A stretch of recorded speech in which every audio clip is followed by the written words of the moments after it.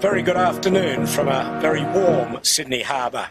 Well, what a week it has been here in Sydney and Australia-wide, I guess. So much sadness. A week ago at Bondi, I'm sure everyone around the world knows the tragedy that unfolded at just before 7 p.m. Sydney time last Sunday. And Bondi Beach, for those that I'm sure you've heard of it overseas, but if you're not sure where it is, it's only about 10 or 15 minutes drive from that club there, the 18 Footers Club. So I think on behalf of everyone, certainly the Sail Media team, but yachtsmen throughout Australia, we extend our deepest and heartfelt sympathies to all of those people that suffered last Sunday. There's 15 that have passed away. There's 13 that are still in critical conditions in hospital. Some are unlikely to survive, but let's keep our fingers crossed for those people, but especially the Jewish community that have suffered so much. I think all our love, thoughts and prayers are with you all.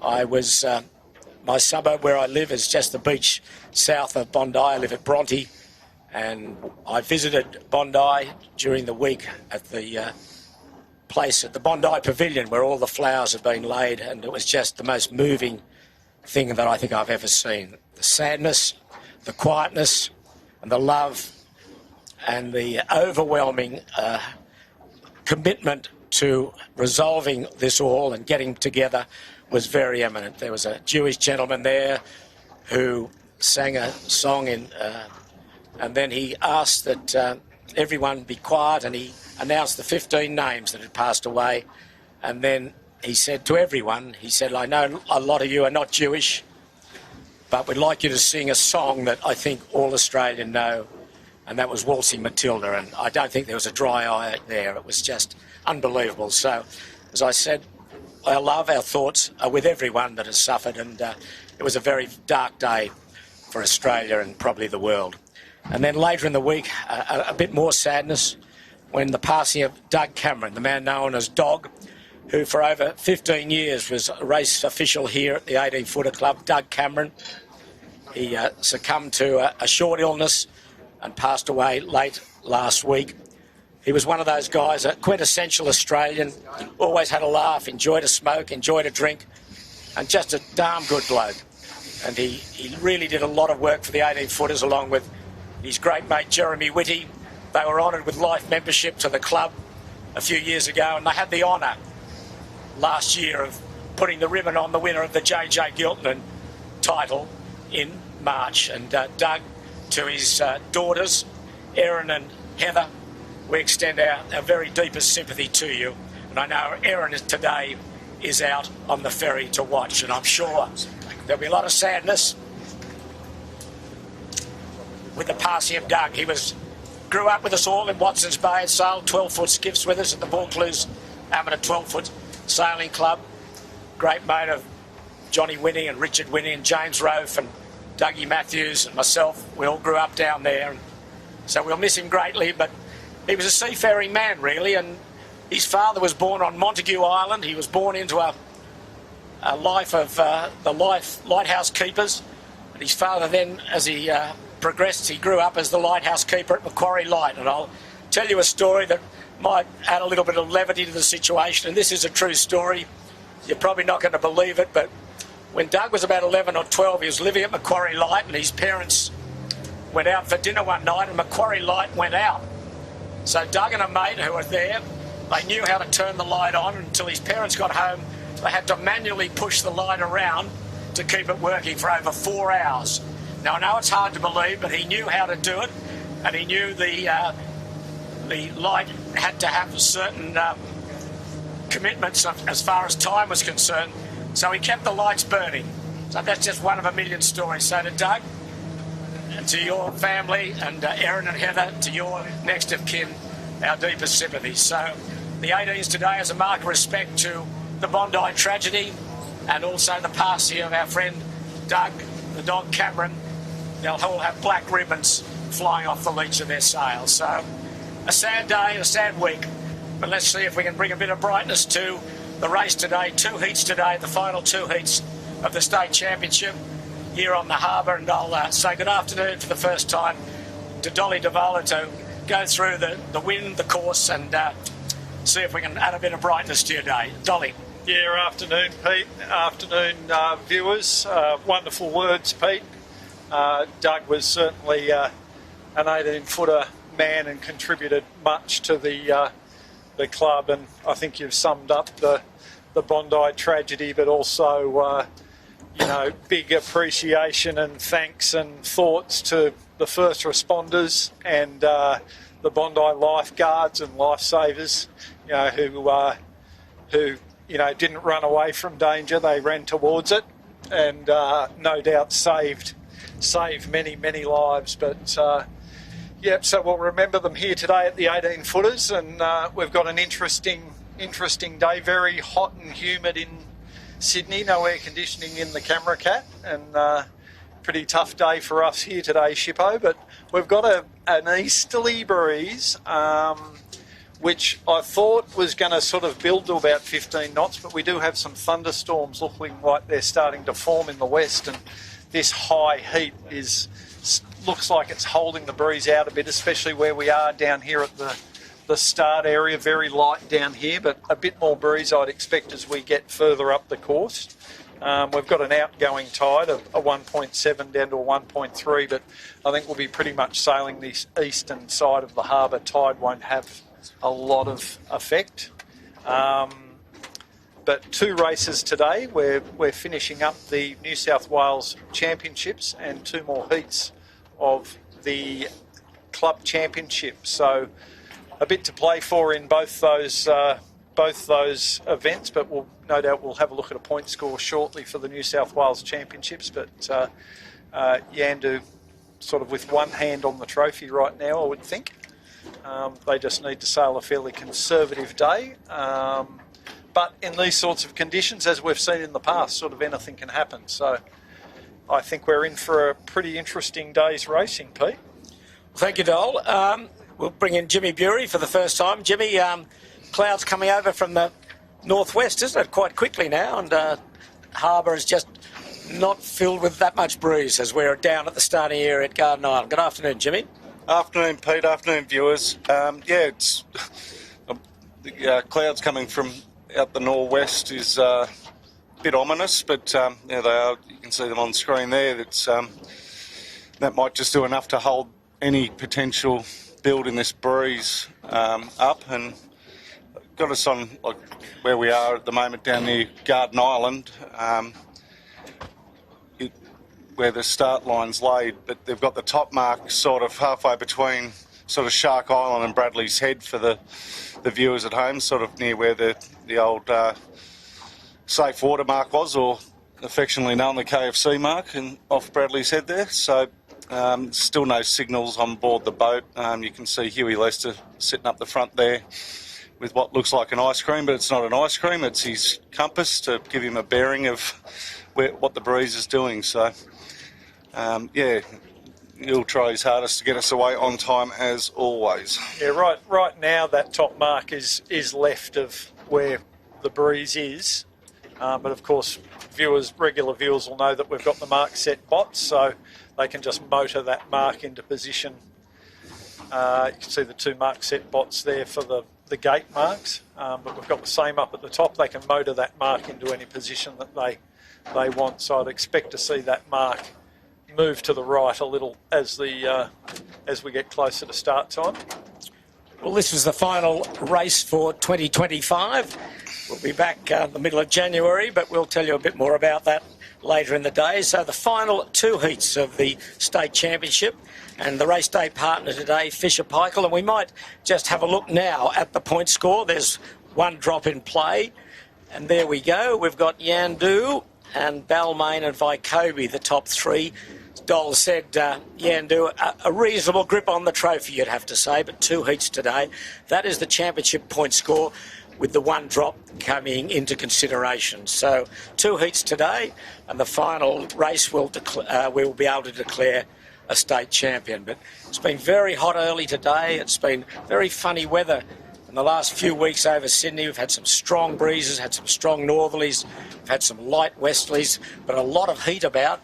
So we're just watching the fleet now come out of Double Bay, and we're still a fair time off the start here on Sydney Harbour, and we'd say hello to a lot of our regular viewers and a few new ones, and thank you for all your kind comments. Paul McNamara very nicely said, Paul, thank you.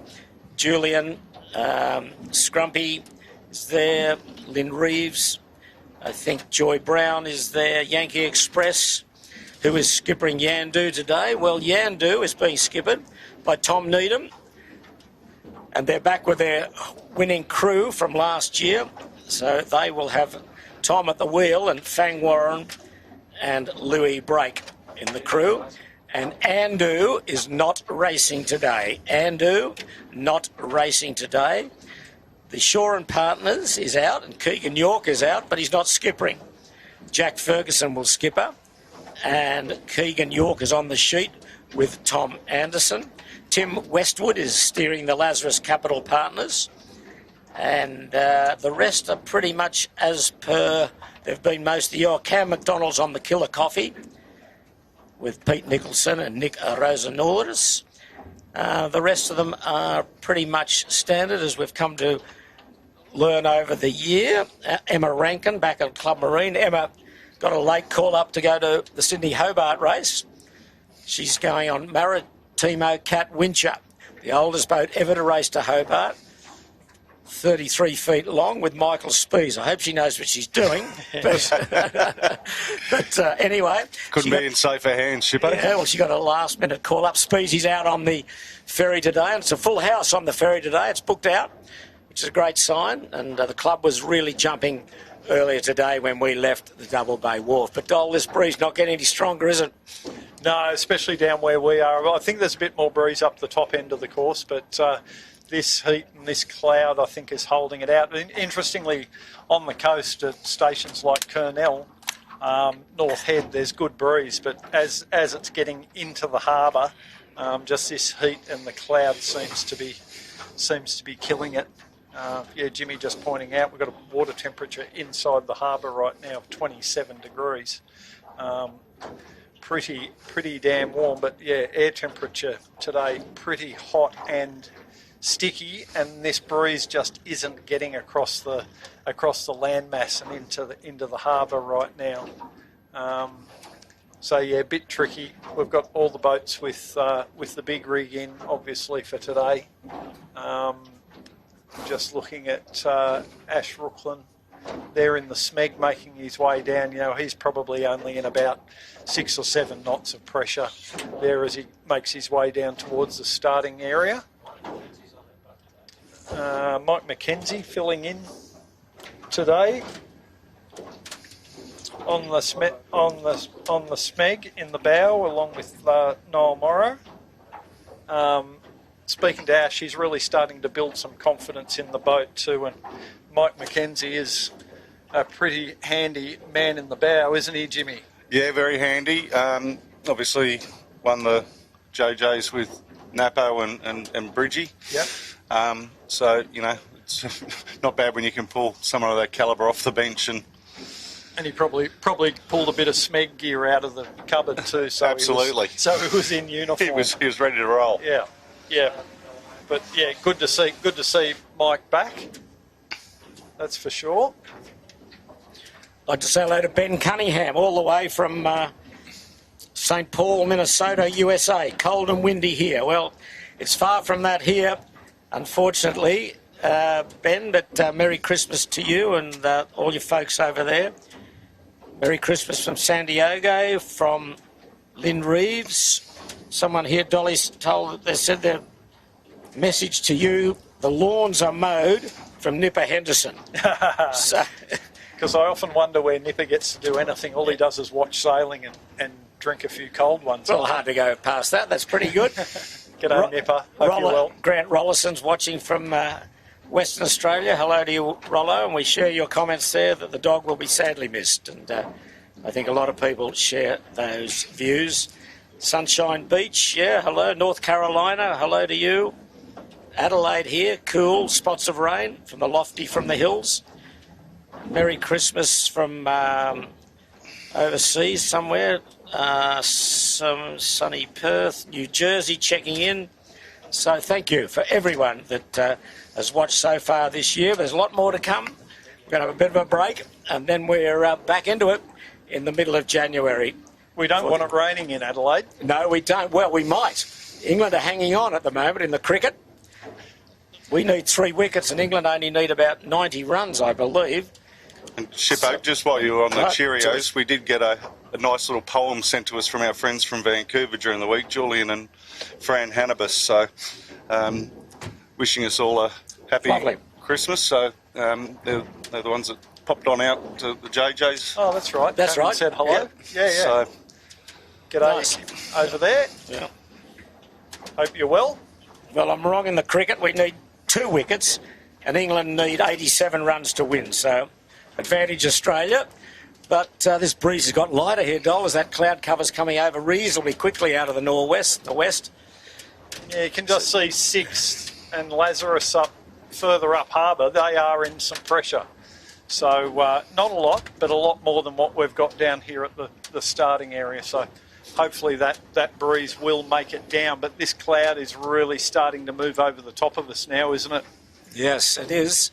Hugh Lester still on the starting boat. He's got a flags up of 6 over 2, so it's 2 laps and on a short course, but he's struggling to get a course down at the moment. It's very light, very light. We've just been seeing a number of the Hobart boats out here. We've had Scallywag and Master Lock Comanche sailing around us for the last half hour or so, just doing a bit of shakedown before the Hobart race. The big event, yeah, starts on Boxing Day, 1 p.m. Sydney time. It's Kirk Mitchell, Andrew Stevenson and Daniel Barnett in the Vycobi. They've had a couple of good outings the last few weekends. See that cloud cover coming over from the northwest. Very light where they're dropping the spinnaker. They're right on the starting line, actually. And most of the fleets are just coming out very slowly. There's not much wind in Double Bay, looking back that way. No, just that first bit, getting out of Double Bay is pretty slow going till they get the spinnaker up and get out of there. Hugh close to being on the money, I think, where he had that top mark. He's moved it a little bit to the right, but... Yeah, that's the cloud coming over. As we pan back towards, that's that, looking up towards the windward mark. There's Clark Island. And that yacht in shot there is the boat called Aragon. And Adrian Carlin, the well-known Australian yachtswoman, 18-foot skiff sailor formerly. She is racing to Hobart on that boat, Dutch boat. And they are a Martin 67, a very formidable boat, done very well in the Transpac. So we wish them well. That's probably their final hit out before Boxing Day. There's the Spectator Ferry just going across in front. And it's packed today. Yeah, absolutely. Full house. Full house on the ferry. I can see not only Speezy on there, I can see Julian Bethwaite as well. See Harry there as well, Harry Bethwaite. Yeah, Harry's out as well, yeah. Speezy's there with one of his crew, Scotty Kaufman, who's come out from the United States to sail on with Emma Rankin on the Maritimo Catwincher. Yeah, I'd give that a miss, I think, Shippo. Yeah, I would too. I would. Couldn't pay me enough money. Little boat. Well, long trip in time in that boat. Yeah. It's the lowest rating boat in the fleet, so that gives you some idea how small it may well be. That's Fisher Paykel just sticking their head out from behind the ferry. today's race partner, Brett Van Munster at the helm, another guy that's going to Hobart. On Back to Black with Sean Langman. And on the Fisher Paykel today, Tom Quigley and Logan Radford. No shortage of past and present 18-foot skiff sailors going to Hobart this year.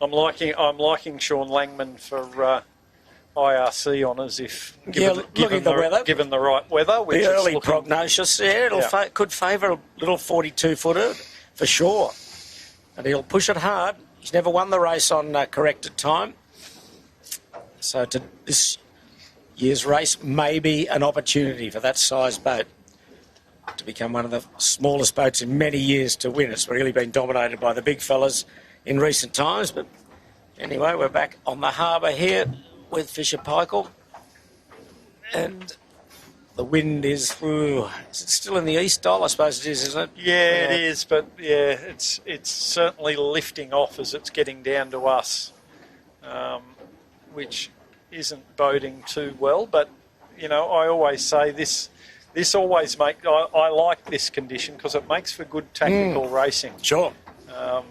And it rewards smarts over boat speed. But yeah, I'm just worried this breeze might start shifting around, which might make setting courses and holding courses difficult. Brett's still doing work with Sean on the boat last time I heard, just getting the last things done. But Brett sailing today, obviously, with Tom Quigley and Logan Radford. Regular team. There's the kitchen maker. Darren McCavanagh also on the ferry today. So Lockie Steele, Nathan Gulkinson and Hamish Vass sailing the kitchen maker today.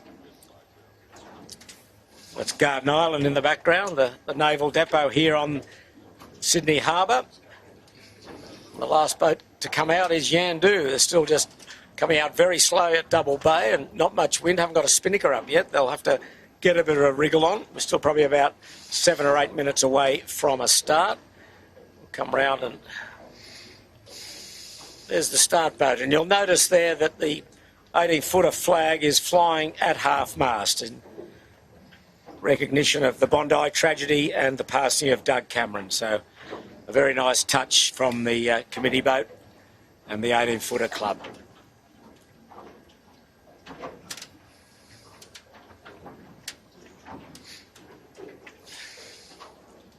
So it looks like Hugh's still... Yeah, he's still... just holding off where he's going to locate these marks. He is. He's got the gate mark still stationed between... That's one of them there, stationed between our position and the start boat. They did that last week, Dole. They just leave them here off, and then keep them out the once way. the boats are gone, then they just jump them straight out there. It doesn't take long for Matt Butterworth to punch the coordinates in and get them in position. I'm just worried they're going to end up underneath the ferry in a minute, Jimmy. The ferry, you're about to appear in shot there. There they are. They're going to go around through the gate.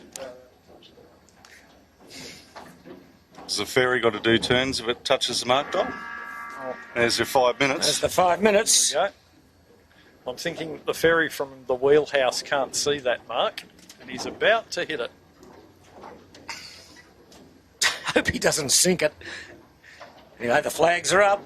Yandu, where is he? Oh, he won't want to tarry Yandu. He's down between Darling Point and Clark Island. I'd be putting a spinnaker Yeah, up, absolutely. wouldn't you, Shippo? Absolutely. Yeah.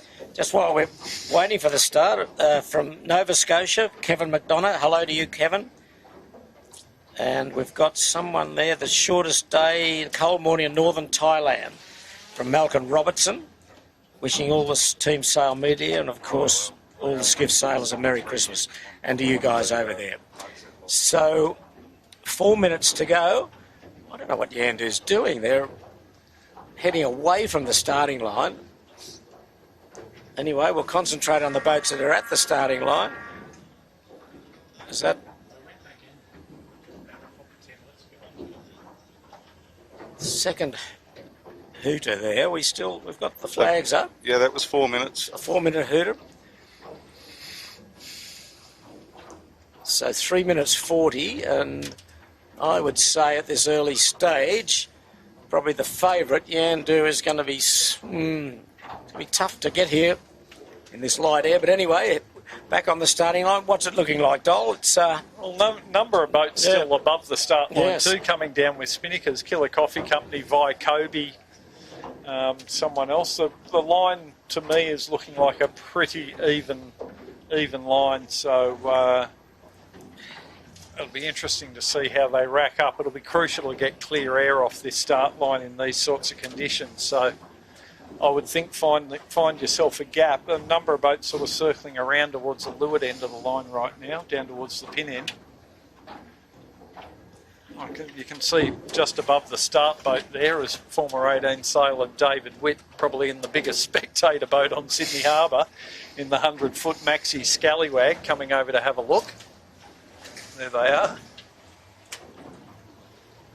But yeah, we're counting down, and Yandu look like they're not even making an attempt to turn towards the start line right now. This will make the point score interesting. It certainly will. If they don't start, I'd say with 2 minutes 20, they're not going to make it. And these are the sort of conditions that I think favour Balmain. So don't tear up your tickets, Pete. No. Just coming up to 2 minutes. It's light. It's a two-lapper. Heat 7 of the State Championship. The race partner today, Fisher Paykel. New South Wales title on the line. Points leader Yandu would confidently say will not be starting in this race. He's out off Darling Point and pointing away from the starting line. So there's Dave Witt and the mighty Scallywag, SHK Scallywag. But we've got 1:40 to go. Light air on the harbour, light sort of easterly, a lot of cloud cover now, very warm. And very light, bit of a line of breeze up towards Shark Island that might move down towards us, but we're looking at a maximum sort of 4 or 5 knots right now. Yeah, it is one of those days that it's a really good day for tactical sailing, isn't it? Just find the pressure, and then make sure you stay in the pressure. We've seen a few of these style of races this year with about a minute to go. There's the minute to go. It looks like most boats are favouring to head down towards the pin end right now, but like I say, clear air off this line is going to be paramount. Yeah. Well, Yandu off camera is coming back off Darling Point at a rapid rate of knots, but 40 seconds. He's going to be late. But he may make the start at some stage, but he will be late. But anyway, we'll concentrate. 35 seconds to go. 30 seconds to go. Heat 7 of the state titles on the harbour. Light air, easterly breeze. What'll save Yandu if there's a general recall. But anyway, 20 seconds. Yeah, there is still a fair way back. I don't think we're going to see that. Probably Smeg the most advanced down towards the leeward end. 6th been punched out at the committee boat end. He's on port. He's going to go back on starboard. 4 seconds to go. I think we're going to be clean. Smegsy only one advance down there. Ooh. I would think Smeg is close to being over. One hooter. Yep, individual recall. We would guess it'd be the Smeg, I think, Dole, down there. Yeah, to me, they were the only boat that looked to be over. They did make a last-ditch attempt to duck back. Emma Rankin is ducking back. And here comes Yandu, just coming round the committee boat now. He's not that far out of it, but he has given them a bit of a jump. That's 18-footer bar and restaurant. I hope they've seen each other. Starboard here. Oh, very late tack from the 18-footers. Now it's Meg still going. We'll get confirmation shortly, Jimmy. of the boat that were over, but Smeg certainly looked the most advanced down towards the pin. He tried to duck back, but I don't think there was enough room for him to get back. But we're away.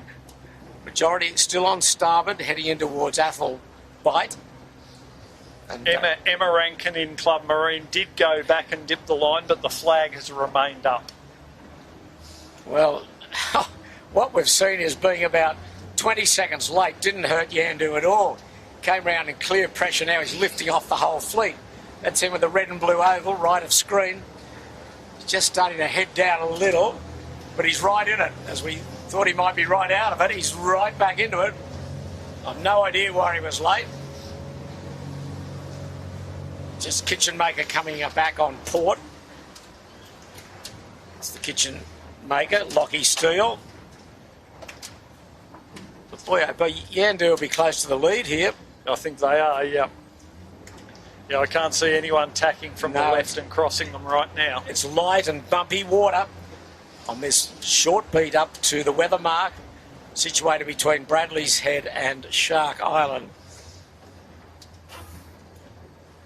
Yeah, as Dole was alluding to earlier, Shippo, the top mark has moved over to the right, more sort of from our current position looking up.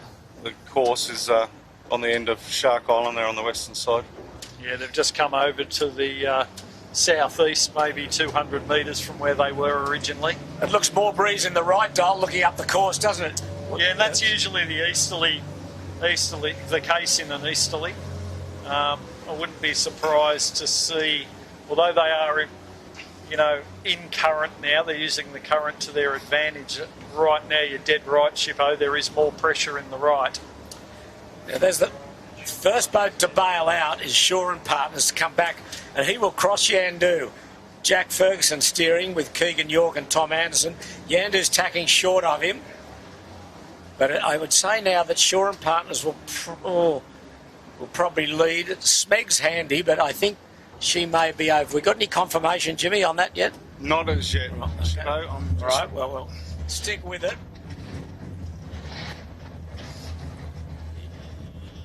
Yeah, the breeze looks to be in the right, more towards the Point Piper shore. It's very light up towards Bradley. There's a lot of traffic up there. Ferries going left, right and centre. A few power boats. But Yandu's stepping out to the right. But I think it's taken Shaw and Partners longer to get over to the pressure, but they're in it now and they're lifting. So advantage to them right now. But yeah, Pete, Yandu, as usual, getting through the water very nicely, aren't they? Yeah, they look pretty smick there, but there's Shaw and Partners. So interesting when they go back on starboard to see whether Yandu is closed up on Shaw and Partners. But right up to windward, we've got Rag and Famish and Ballard Properties, Sotheby's, both doing very well. High on the left, just going past Bradley's Head. There's sixth. Tom Clout steering sixth today. There's Smeg. And there's Ballard Properties and Rag and Famish. High on the left at the moment, but they look okay. They can hold that height. It'll make things a bit interesting, but off camera, Yandu just tacking. And Shaw and Partners still ahead of Yandu. There's Yandu. Sixth will go behind. Oh, no. They're going to go dipping. Sixth have gone behind Yandu. That's top of screen is Shaw and Partners. Very light, some big wide tacking angles here, Dole. Yeah, so the boats coming in from the left have they were looking good, but they've just started their head. And they've got to get across to this right-hand pressure. We'll just have to see how the right-hand boats, so Yandu and Shaw and Partners, if they get a header and can tack onto a starboard tack lift, they should get the advantage out of the right-hand side with more lifting pressure. So we're about 2/3 of the way up the first beat. 2 laps.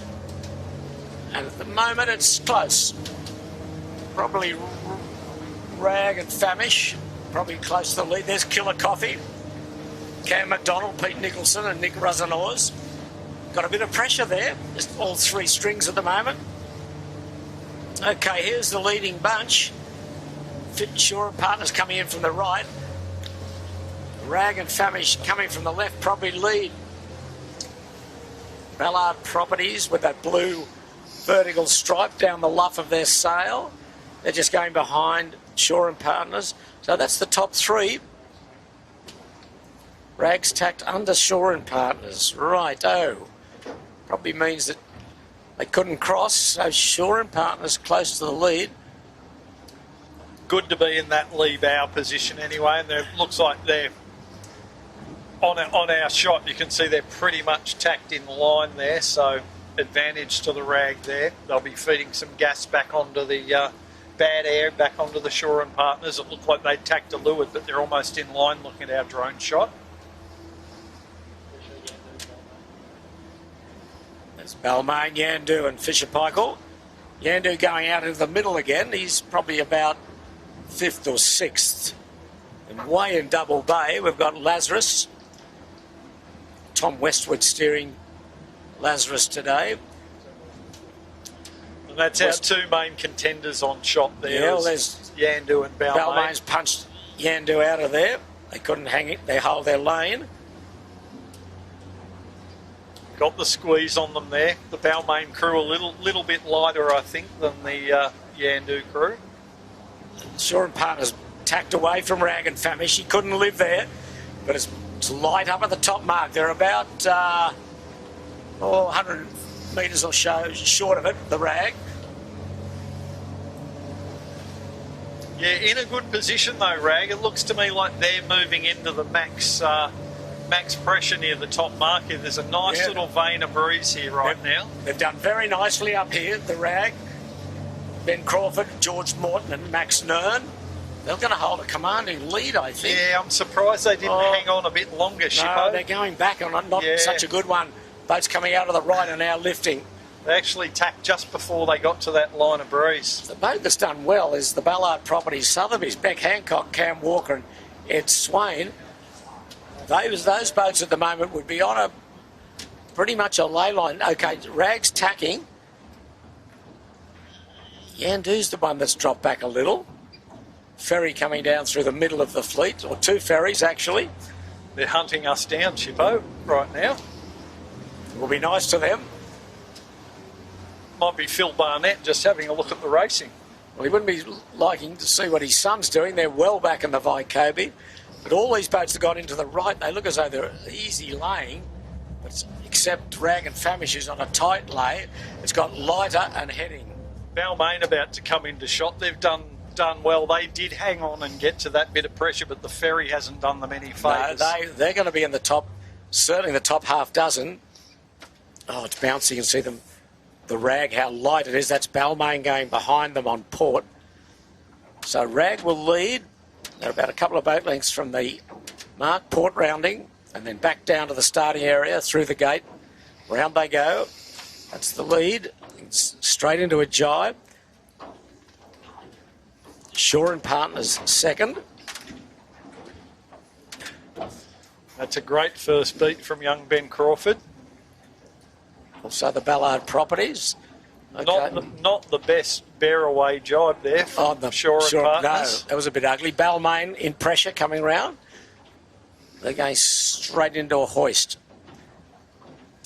Then Brett Van Munster in the Fisher Paykel, today's race partner. They straight into a jibe. 6th are next.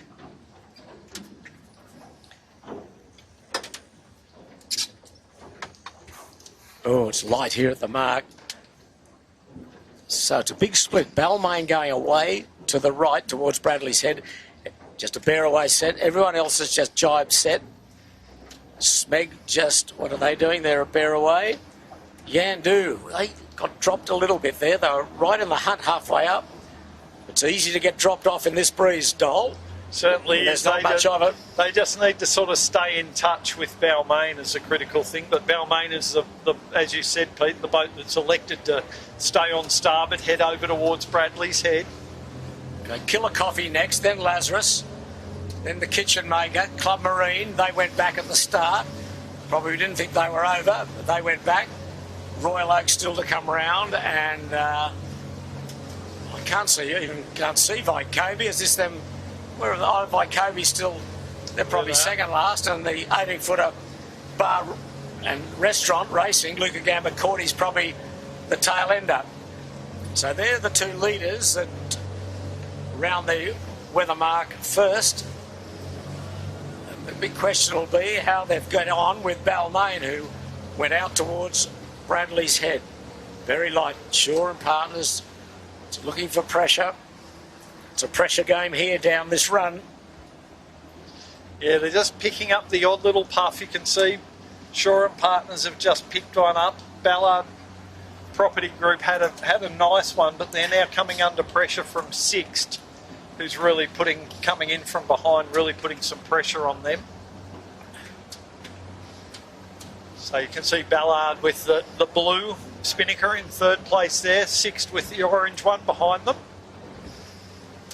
Leaders are starting to head, getting heading pressure. See Rag bow down.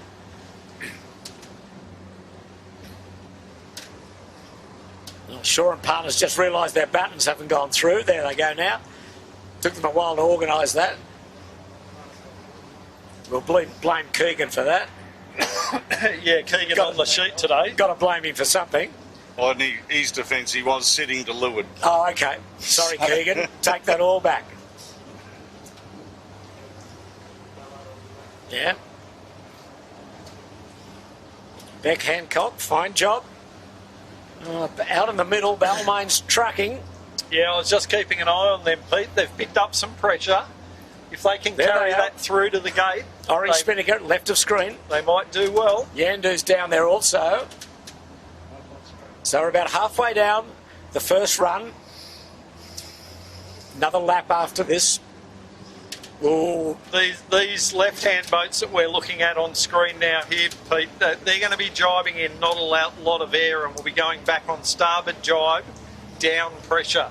I expect to see them pointing at Balmain, yes. And there'll be about 200 metres of separation. Well, they're rocketing down the middle, Balmain, Yandu and Smeg. They bow down in pressure, and there they are. Smeg's got good pressure there, right of screen. And the leading two, Rag and Famish and Shaw and Partners, just jibing at Clark Island in very light air. Oh, look at this, a massive separation. It's going to be the moment. Looks like Balmain may have done the right thing. As I said, Shaw and Partners, Rag and Famish, Ballard Property, and soon will be Fisher Paykel pointing at those right-hand boats. Yeah. And the right-hand boats are a good 150 metres crossing. Balmain, a huge jump. Still trying to find out about Smeg. Anything official, Jimmy, on Smeg? Not as yet. I've sent several messages to Huey, but we think she may well have been over at the start, but from nothing our confirmed. point of view, it did look There's like the new race leader, Balmain. Henry Larkins, Tom Grimes and Lockie Pryor. They've had a pretty good year so far. But Yandu closing down the gap. Also Smeg right in play. Those three leaders have jumped right away from the rest. But as closer as they get to the gate, it's going to get lighter, but there's a big, don't know what you'd call it, a boat going across in front of Smeg. It's sort of like a caravan floating caravan, just in the way of Balmain, but he's negotiated that.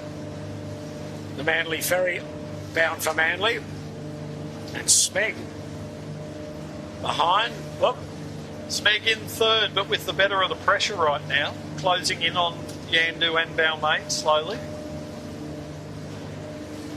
But they will get into that lighter air that Balmain is in now. Smeg just starting to get into that now. Gee, it's been a massive gain to these leaders that went to the right. They did the Barroway set. Really punished the guys that did the jibe set. I think we've got a change of course, does it look like here, Jimmy, at the gate? change of course, but I've got absolutely no hope of knowing what it's saying because it's on the other side of it. It's facing the other way, but...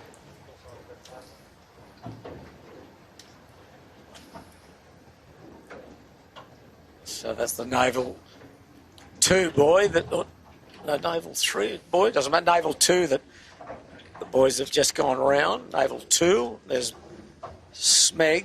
So you can see Smeg's got to be close to the lead here when Balmain comes back. So the rib you're looking at there, oh, there we go. So move Change the course of course to starboard. So moving the top mark to the right. And Smeg is close to the lead. Important starboard here with Balmain and Smeg. A bit of yelling from the Balmain boys. I think you'll find it's a funny little horn that you like. Hooter on the committee boat. Oh, dear. Keep saying it's very light here. You can see these pictures. That Balmain will lead around the left-hand mark. Smeg around the outside, but no pressure. I think he's got one of those duck hunting whistles. It's annoying, isn't it? Someone's crying. Oh, these two boats have absolutely become. Yandu's seen what's going on, and they're going to jibe and go to the right-hand mark. Yeah. Maybe a smart move. Get away from this light air. There they are on screen now, but off screen, Balmain still just managed to pop their mainsail battens just now. Okay, so around we have Balmain and Smeg. Yandu will be next. Then Rag and Famish. And Yandu is just bombing up and down. Smeg and Balmain are not much quicker, but they've just got to get the bow round and get some apparent cranked up. Spinning it down, there they go. They'll start to rumble a little now. Rag and I did get confirmation through Shippo. Smeg was over. And did not go back. Correct. That's a shame. So Smeg are not in play. So we're saying that they've switched to a whistle now. Well, the ducks are all gone. The ducks have taken off. Although I thought it might have been a kazoo. But, yeah, we've got a whistle now. That's got their attention. Shore and Partners going round it. They've gone to the left-hand mark. Rag's gone to the right-hand mark. Looks to be more pressure out in the middle of the harbour, Dole. That's where Yandu's leading them. Balmain just still hardly got away from this gate. Interestingly, we've shifted the top mark to the right, and right now it looks like the breeze is starting to rotate to the left.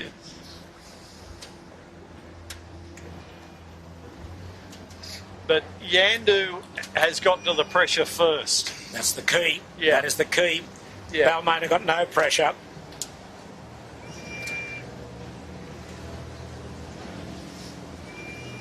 Yeah, Yandu definitely to the pressure first, along with Rag and Famish. Rag and Famish just lifting a little. There they are now. Rag just starting to lift inside. Yandu has gone down pressure. They've parked up and they're about to get into a big powerboat washing machine. But there looks to be pressure where they're headed. Yeah. Maybe left-hand pressure. When they tack, they should be okay. Yeah. They're just starting to move into it now, Pete. They could really smell the roses if they tack now. They're way ahead of Balmain, who just went round with no pressure. Still looking for pressure here, the Yandu boys. We just went past John Woody winning in his rib. I think he was liking what he was seeing.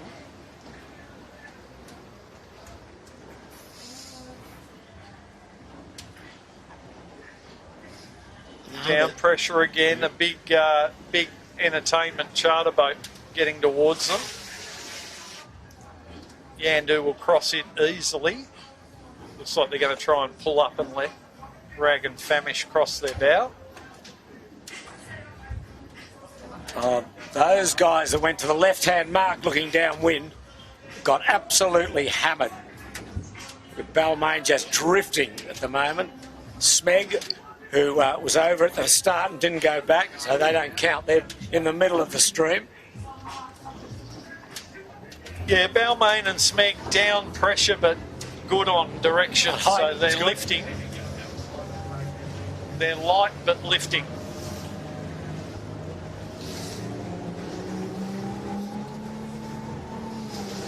But yeah, just looking at the Rag and Famish there, they're not a big crew. And they're not even, and same with Yandu, not on trapeze at the moment, so it is that light right now.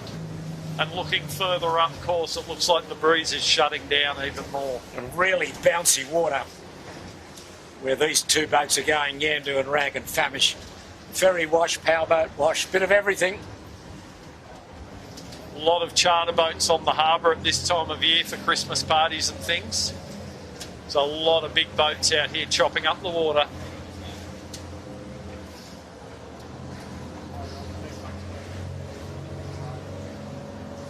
But still, Balmain are hanging in there. Yeah, they got the bow up now, as you said, Dol. Good direction, yeah. Starting to get some pressure. So it'll be, when Yandu goes back, how we'll intersect with Balmain. Not far off it. There he goes. Now, just as we talk, heading towards the... Oh, They were just hanging on for a little bit, waiting for Quantum, that big charter boat, to move through. Now the problem is they're tacking back into another washing machine. They've got to go behind Rag and Famish here. Rag has got them. They're going to. What are they going to do? They're going to tack again. Balmain's bow down again, but Rag's got it tacked off. Oh, gee, the big tacking angles because of this light air. It's got lighter if possible under Bradley's here.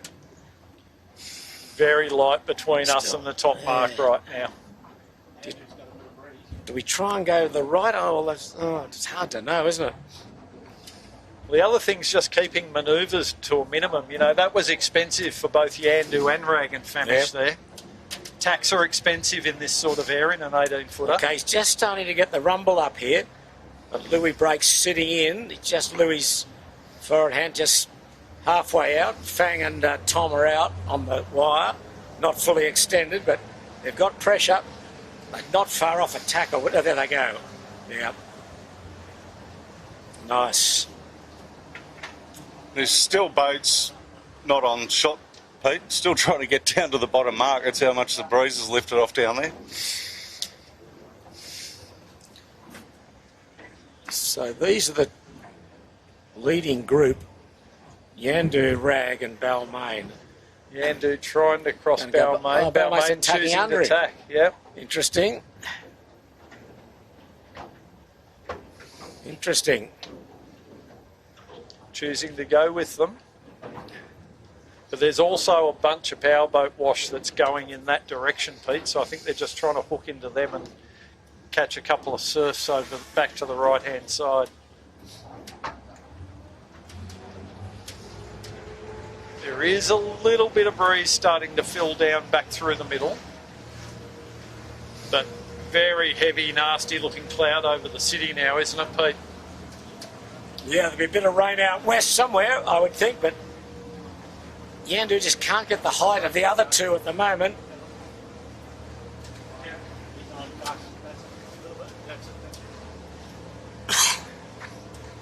They are just crossing behind that. What was the name of that Netherlands Sydney and Hobart boat, Pete? Just going behind them. Aragon. They've from the Netherlands. They've punched a fair hole in the air with that spinnaker for the 18-footers. They just sucked the life out of the breeze. Rag and Famish lifting around the bow of these two right now. He's got more pressure too. That's certainly helped, the big help. It's going to be a good race. They're about halfway up the final beat.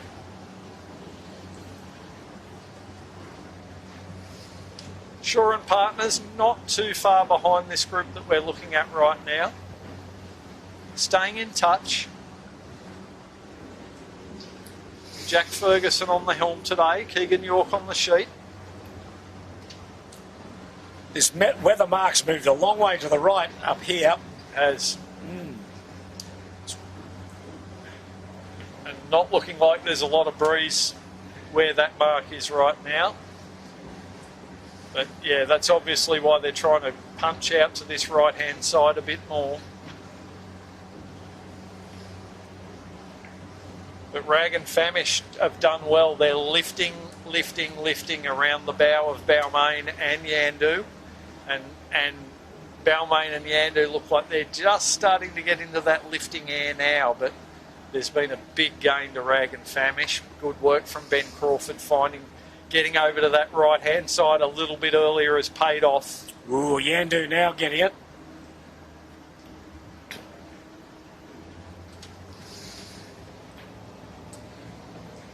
Yeah, definitely little bit of pressure filling in now on this right-hand side. It'll take them up to this top mark nicely.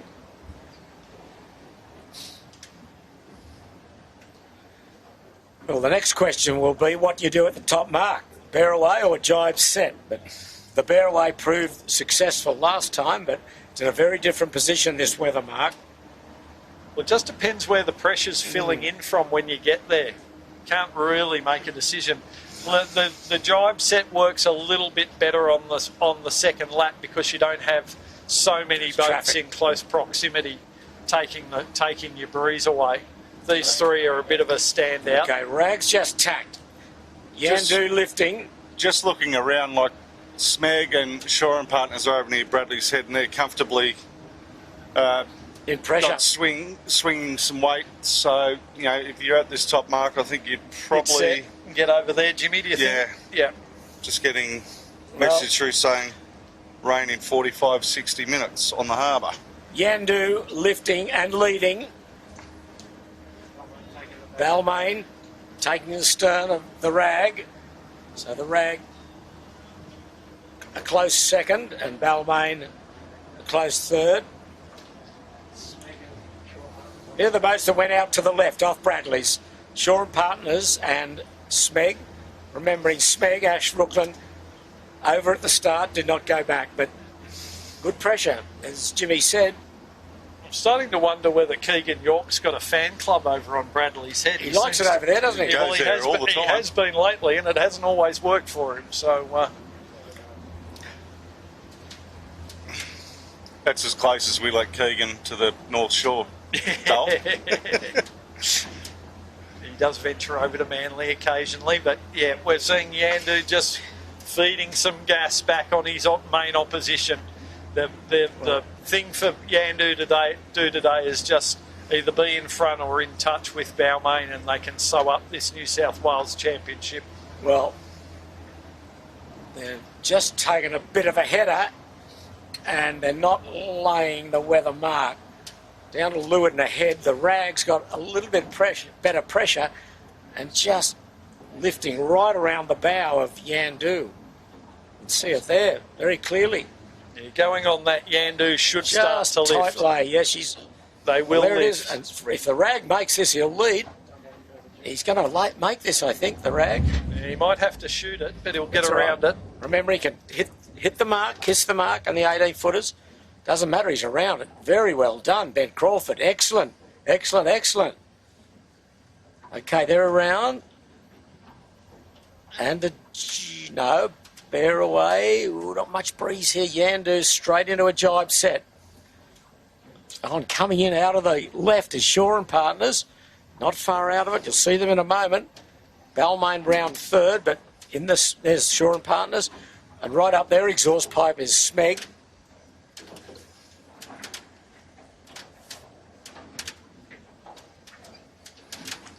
Fairly uncharacteristic jibe set from the Yandu, the highly polished Yandu team there. Wasn't their best work. This is going to be a good finish here. Smeg just going around now behind Shore and Partners. So the only boat's gone to the left is Yandu.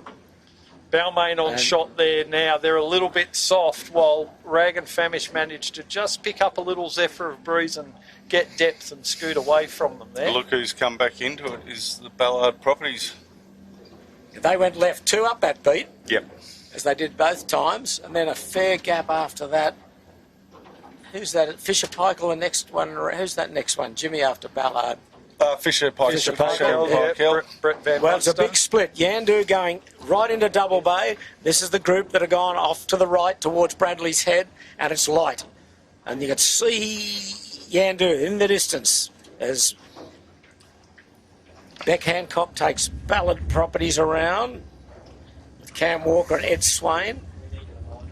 I am really surprised with what I'm seeing here, Pete, with Yandu electing to take the big split from Balmain. Well, it certainly didn't work last time, but at the moment he's just jibed, just as we're speaking, Dol. And he looks reasonable, I think, but we'll pick it up shortly. They must be confident they're going to pick up some breeze over there, because you wouldn't leave your opposition like that otherwise. Well, they certainly left the opposition. That's them, Thomas Green with a white chute. Looks to me like they have got some breeze there, so... They have. But tactically, that's a big gamble. But at the moment, it may well have paid off. Because the group that went to the right, led by Rag and Famish, Balmain and Shore Partners, are down pressure. And they need some breeze to jibe back onto the finish. So right now I'm looking at advantage to Yandu, that's on the screen there now. They are pressured up, and they've probably got enough depth that they're actually pointing at the finish line right now. There's the Smeg, our OCS boat, started on course side. They will be disqualified from this race. And Rang and Famish now jibing and down pressure right now. They don't look too bad, actually, with it heading. Well, they're heading to that pressure that Yandu was in. I think they're going to be okay. Yeah, there's 3 strings. Still a long way to get down to this finish, though. We're a fair way off.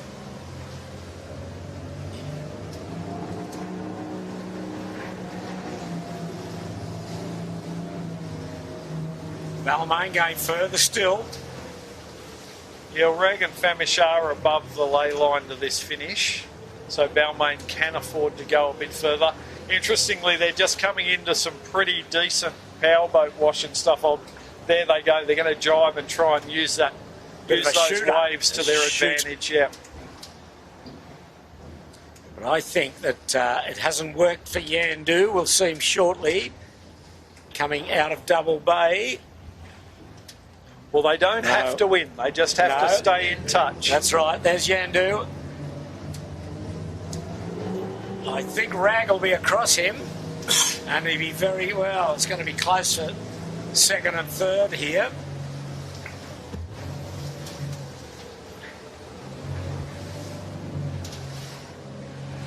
Well, it's a light old day on the harbour. It's starting to get very overcast. It looks like there's a fair bit of rain up under the harbour bridge way up Balmain way. It's a bit of rain, but anyway, back to the race here. Balmain and Yandu coming together, but Rag and Famish clear ahead. They do still need a line to jibe back on, though, and where they're going, it's looking like it's starting to get a bit soft. But lucky for them, Balmain just hanging on. They've just managed to pick up a little bit of breeze. It looks like it's going to be a pretty close cross between them and Yandu. But Rag on screen there, you can see they are getting a bit soft. Here's the cross coming. Balmain will get across, I think. Yandu, only just. Pretty tight cross. Okay, well, that's the battle for second between these two. Rag ahead at the moment with about 100 metres to go to the finishing line. He's bow down with pressure.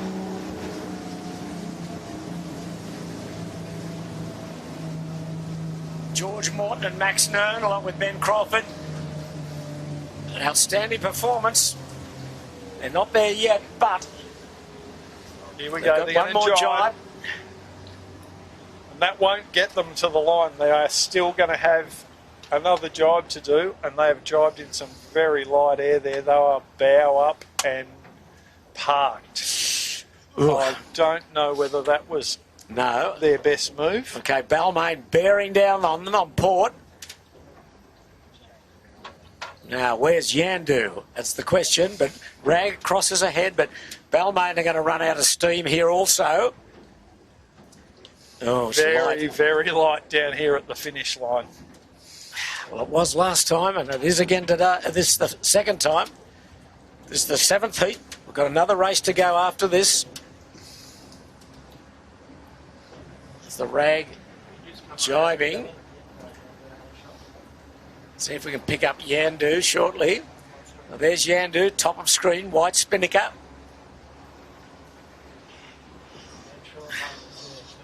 Shore and Partners on the right. Close finish. Yeah, Jack Ferguson on Shore and Partners has come right He's back got into a good, the mix. got a beautiful header and pressure. Now, if Balmain can get the pressure, there's a bit of pressure Balmain are getting into. He might just be able to sneak across in front of the Rag here. It's close. Rag and Balmain, the two contenders to win this heat. The moment the Rag narrowly in front, I think they're going to do it. Rag by a couple of boat lengths. Yeah, they've got the pressure now. Balmain is going to have to soak into this finish line, if not jibe again. So, yeah, well done to the Rag boys. I reckon Yandu might give Balmain a run for their money here. Balmain have got a jibe. Okay, the Rag is a couple of boat lengths from victory. Balmain jibing. Not jibing that well either. Okay, Rag wins. Now the battle for second. Yandu's going to get Balmain here. Balmain. Or they're going to desperately try and jibe They back got no on the wind. They got Balmain. no wind. Oh, this is tight. Tight. I think Yandu going to do it. Yeah, by a metre. Yeah, Yandu, Balmain. And The fast finishing Shore and Partners. Wow, that was a race and a half, but well done to Ben Crawford. He held his nerve down that run. It wasn't easy. Challenges coming from everywhere. So Rag and Famish wins. Yandu second, Balmain third, Shore and Partners 4. And then the fast finishing Ballard Property Sotheby's will be next. Smeg is out of play because they were over at the start. There's Smeg now, Ash Rooklyn. Oh, boy, looking up towards the windward mark to hold this breezes. It's almost not collapsed. Not looking promising, is it? It certainly is not. I'm not sure if Ben's father, Carl Crawford's out on the water today, but he'll be very proud of his young charger. Carl, a great supporter of his young fella and of sailing in general. And he'll be heading down. He's done a few Hobarts, hasn't he, Shippo? He has. Carl? 30 plus. Going again this year with Andrew Buckland on the Unicorn. He is, with Peter Bremner and Bucko, yeah? What could possibly go wrong there?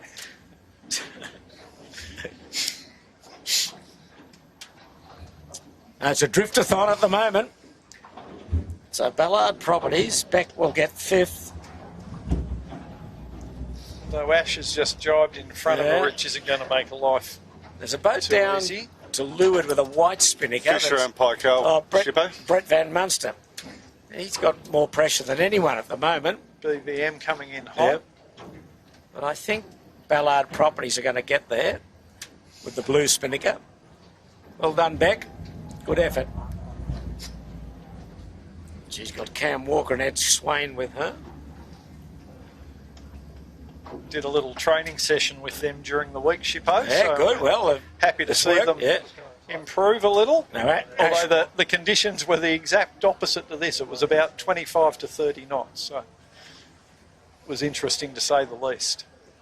Okay, well, well done to Ballard. Then they are 5th. Smeg just realised they were over at the OCS. start. They didn't get the hoot up. And they're none too happy about it.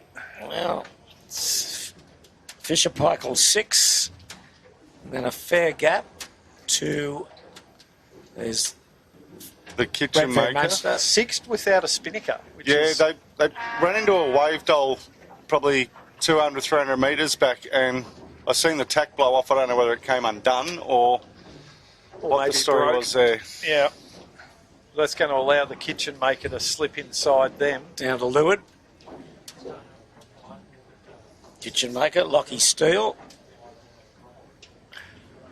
Yeah, on board 6, it looks like the forward hand might be in there retying something, Jimmy. I think you're probably right. So I think, as always, kitchen maker will slip down to leeward and through. Just trying to get eyes on what's going on the... Yeah, the forward hand is definitely trying to desperately trying to retie something. It looks like he's having a sleep on the foredeck, Dole. If you call that work, I want a job. Having a little lie Yeah, I think down. they're just getting the bow down, the stern out of the water as they drift towards the finishing line. They'll get there in 8th spot, I think. I don't think anyone else will catch them. Yeah, your eyes are much better than mine, Jimmy, but I don't think I can see a tack line out to that pole, can you? No, definitely not. So that could be a problem for them for race 2. Kitchen Maker 7, 6th is 8th. They're across boat length to go. Is he going to get another race in here, Dolly? Wouldn't at the moment, I wouldn't think, would you? It's not looking promising, no. What's the time? It's 3:26 local time. Australia have won the cricket for our English friends. So that's the news from Adelaide. Next to finish will be Vycobi. The Ashes retained. Yes, once more. It's Kirk Mitchell. There's another one drifting to the finish.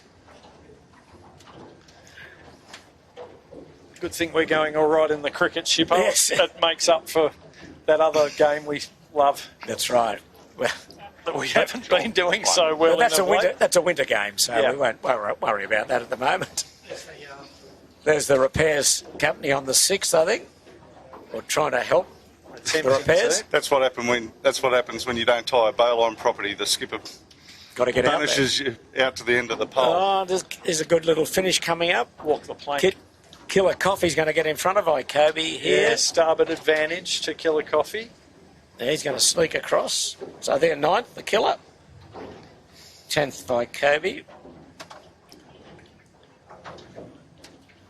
The red spinnaker belongs to is that Lazarus, I think, with the red chute off camera at the moment. Yeah. Yeah. Cam McDonald steering the Killer Coffee, improving week on week. Okay, Vycobi 10, 11 will be Lazarus with the red chute, and then after Lazarus will be Club Marine, Emma Rankin, who went back at the start, and we don't believe she had to, but...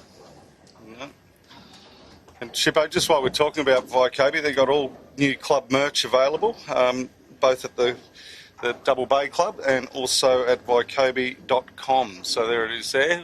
So feel free, if you're looking for a last-minute Christmas gift, there you go.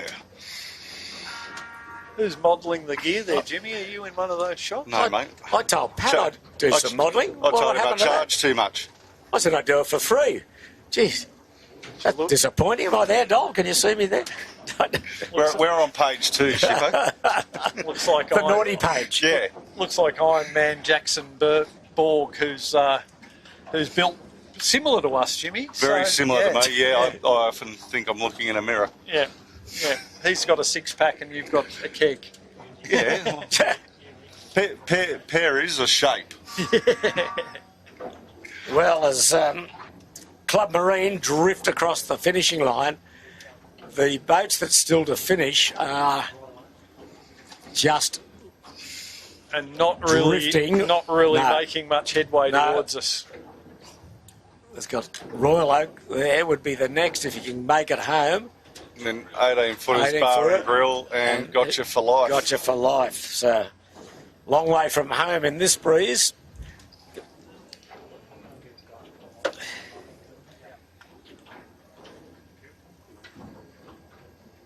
There's Royal Oak on screen.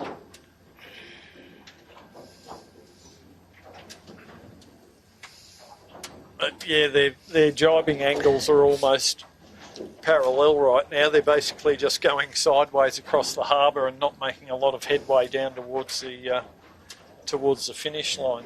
But while we wait, Dol, I've got a question here. I'll throw it to you, but I think we probably know the answer. But Norm Anderson has asked, if you're sailing downwind, what does bow down mean? Okay, so bow down really means when you get pressure the bow is going away from the breeze. So when we say, for example, Yandu is bow down on rag and famish, it means that they've picked up either a little bit of pressure or they're in better trim with their boat, and so they're getting better VMG towards the mark. So bow sailing a closer angle to their next mark that they're sailing to.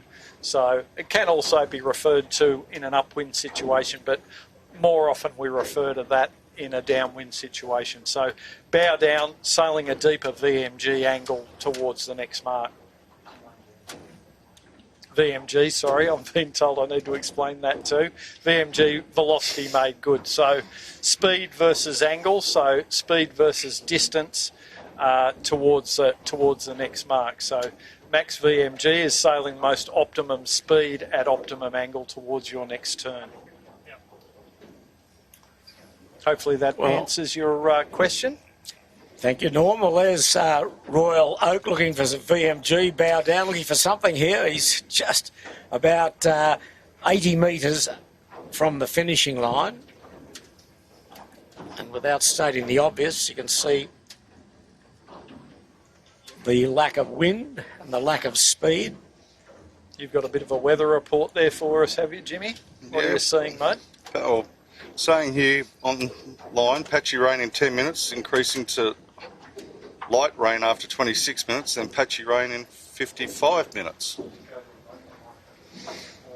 But that's really, that rain approaching is really killing the breeze. There in the background is Master Lock Comanche with a reef in the mainsail. They've been out earlier under full hoist mainsail, but we saw them a little time ago with a reef in, so obviously practising their reefing, and boy oh boy, those big boats take some work to reef them, and their systems have got to be absolutely 100% perfect to get the reefing done. They'd be testing locks and that sort of thing just to make sure everything's running smoothly.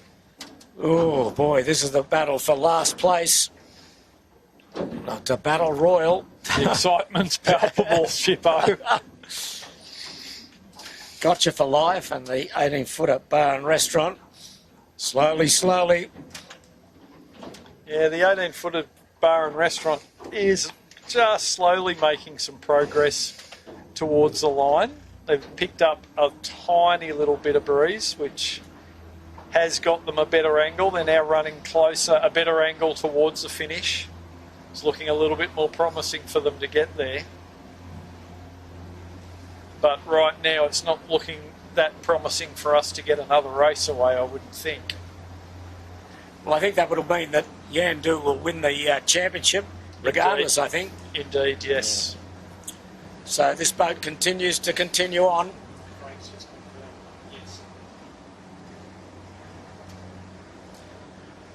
So it looks as though we're getting confirmation that regardless, Yandu will win the state championship.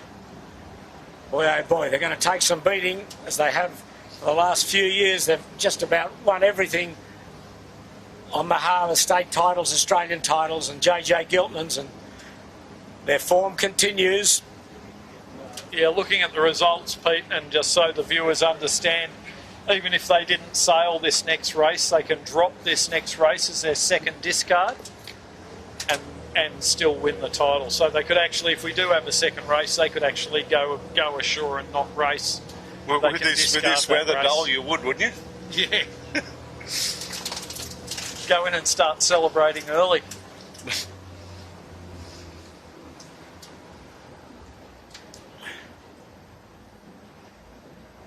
Well, there's the Royal Oak, still almost at the finishing line, but still not quite there yet.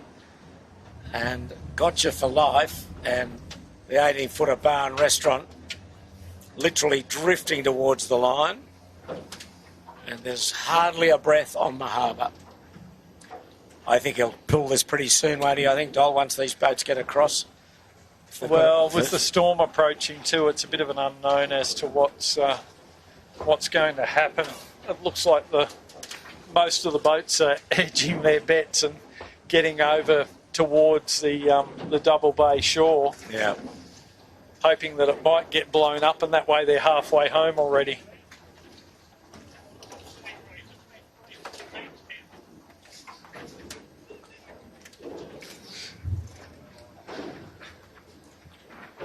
Why did they miss the start?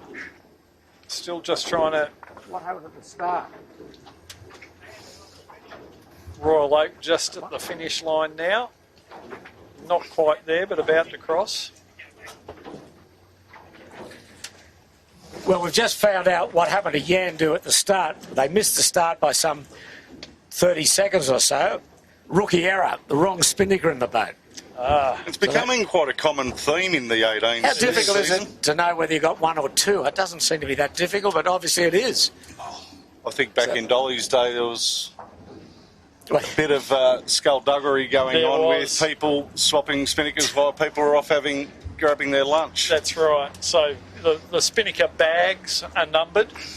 And, a few people thought it was funny back in the day to, while you weren't paying attention, to switch the spinnakers in that bag and you just dump that spinnaker into the boat and tie it up. No, I won't mention names. But one of them was out here in a 100-footer earlier and the other one's on the ferry. That's the great Bobby Joy story, the great story with when Ricky Priestley, Biggles was sailing with him and the black nor'easter, he said, they got up to the weather mark the Pigs. I don't know if it was a black nor'easter, it was a good nor'easter. Bobby said, put the big one up, Ricky. Biggles said, I can't, Bobby. Bobby said, I'll put the big one up, I tell you. He said, it's in the park. Left her in the park. So there's many more of those stories about, but that's what happened to Yandu. It can happen to the best of them. Happened to the state champion today. So here's the drifting match. The Royal Oak has finished. The 18-footers... They've got to be close, but they're not quite there. They're not quite there yet. Meanwhile, the Gotcha for Life's coming down at about half a knot to their 0 knot. Just starting to rain now, getting a few drops on the windscreen. So the fleet all hanging around near Darling Point, wondering what Hugh Lester will do. Will there be a second race? Oh, this is hard work for the boys. The Gotcha for Life too. They're a pretty big team on that boat. Oh, I just got a little, that little puff, but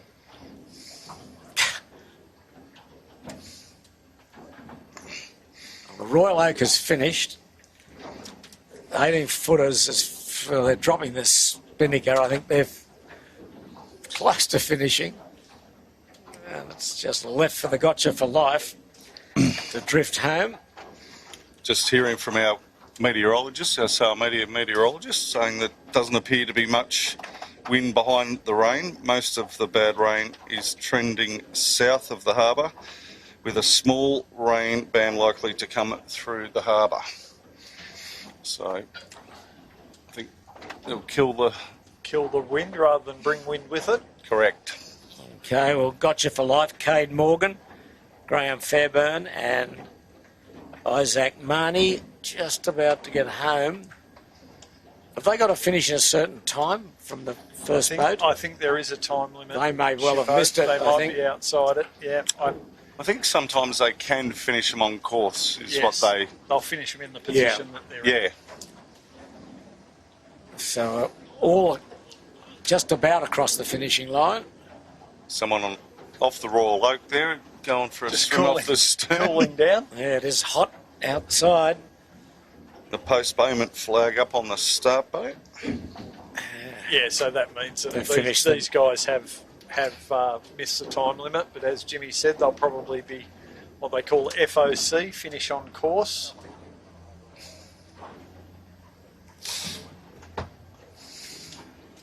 And that crew member had no trouble swimming to catch up. Well, we wait and see now whether we're going to get another race in, the 8th heat of the state titles. All the boats are heading towards the club, Pete. Yeah, they're a long way from the start line now. If it's going to start back where they finished, they've got a little light westerlies in there, which is this breeze coming through with the rain, or what little breeze there is. That's Garden Island, the naval base. The city skyline, that's the committee boat, or the AP flag up. So they might be trying to influence Hugh Lester's decision. by sailing back to the club and not being out here. So I think that'll give a title, well, not think, but that will give the title to Yandu. And with Balmain finishing third today, I think they'll be runners-up. Yeah, that's right. There's Jeremy Whitty. We mentioned him before, a great friend of Doug Cameron's. And he's thought, respect to Doug, he'd come down today and just jump on the committee boat, the boat that he served so well as an official for the 18-footers over so many years with the dog, Doug Cameron.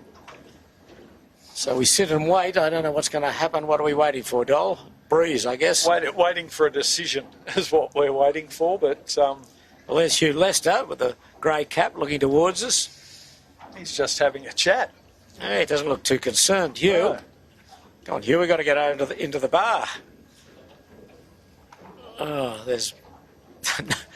I don't think the fleet are very interested. They're all... If he did decide to go into sequence, it's going to take most of the fleet a good half hour to get back down to the start. Well, I reckon from our position, Dole, anyone from Lazarus onwards would make the start. No, that's right. Well, Gotcha for Life's a big chance. He should just stay around here and see how he goes. He's might have success. But that's a rather gloomy scene on the harbour, a windless harbour. Yeah, look, the breeze has shut down and the little puffs are coming from all sorts of directions due to this pretty intense cloud cover that's moving over. Boats are just sort of leaning over, just waiting for any sort of zephyr of wind to get them moving forward again.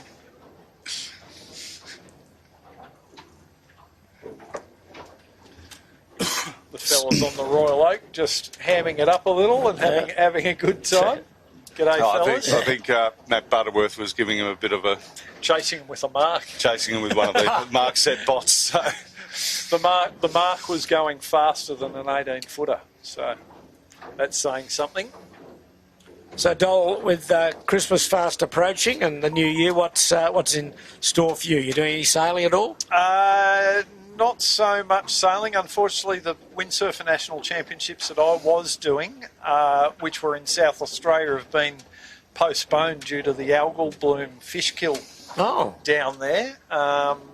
There's a possibility I might head up for the VX1 Nationals, but my main focus will be heading up to the 16-footer National Championships at Belmont that start on the 4th of January. And I won't be sailing, but I'm up there in assisting a couple of teams. So looking forward to the 16-footers on the magnificent waters of Lake Macquarie. Few places better to sail a skiff than on Lake Macquarie at Belmont. So, and that is going to be a super hot regatta, isn't it, Jimmy? The level of competition in the 16-footers at the moment. Yeah, it is. And I think that probably one of the boats two boats to watch in that is Tom Burton's boat, Shade to Order from Belmont. I think mind you, they just got new sails, I believe, this week, so a bit untested. We'll wait and see. But the other one would be Red Pumps Red from Manly. Zoe Dransfield, I quite like what I've been seeing out of her this year. So. Very quick, hasn't she? Yeah. And along with brother Tyler in Red Pumps, Imey, who took out the state championships, young Joel Beashel with Trent Barnabas and Rob Napper. But yeah, Shippo, there's a whole bunch of boats who are, and of course Sarah Lee, who won the title 2 years ago, sailing with Keegan and Kurt Warner. But the other unknown, which Chits and I were down at St George yesterday doing some photos, and Harry Price appeared in the Noakes boat with Pete Mackey, so watch that space as well. So 60-plus boats at the lake for the titles? Easy. Yeah, and the 13-footers, which is a feeder class for the 16s, I think they'll have upwards of 30. Yeah. No, that's great, isn't it? It's great. Are they at the lake too? Yes, mate. Yeah, they hold all their regattas together. Concurrently. Yep. Well, if you've just joined us, you can see the conditions. It's not much breeze, if any. I think we're on postponement, but I think it's highly unlikely we'll get another race in. The fleet are As Richie Bonneau would say, the flags are dead set flaxen. That's right. Yeah, well, oh, we're just hearing from behind us 41 entries for the 13-foot skiffs, which is a record, and 78 in the 16-footers. that's marvellous, isn't it? Absolutely marvellous.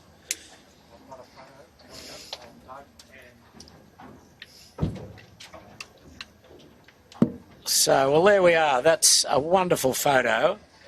Jeremy Whitty on the right and Doug Cameron on the left, who left us late last week. And great tribute, as I said earlier, that they put the ribbon on the Yandu last year, winning the JJ title. So Jeremy out today, as I said, to mark of respect to his great mate, Doug Cameron, one of the nicest blokes, quintessential Australian dog.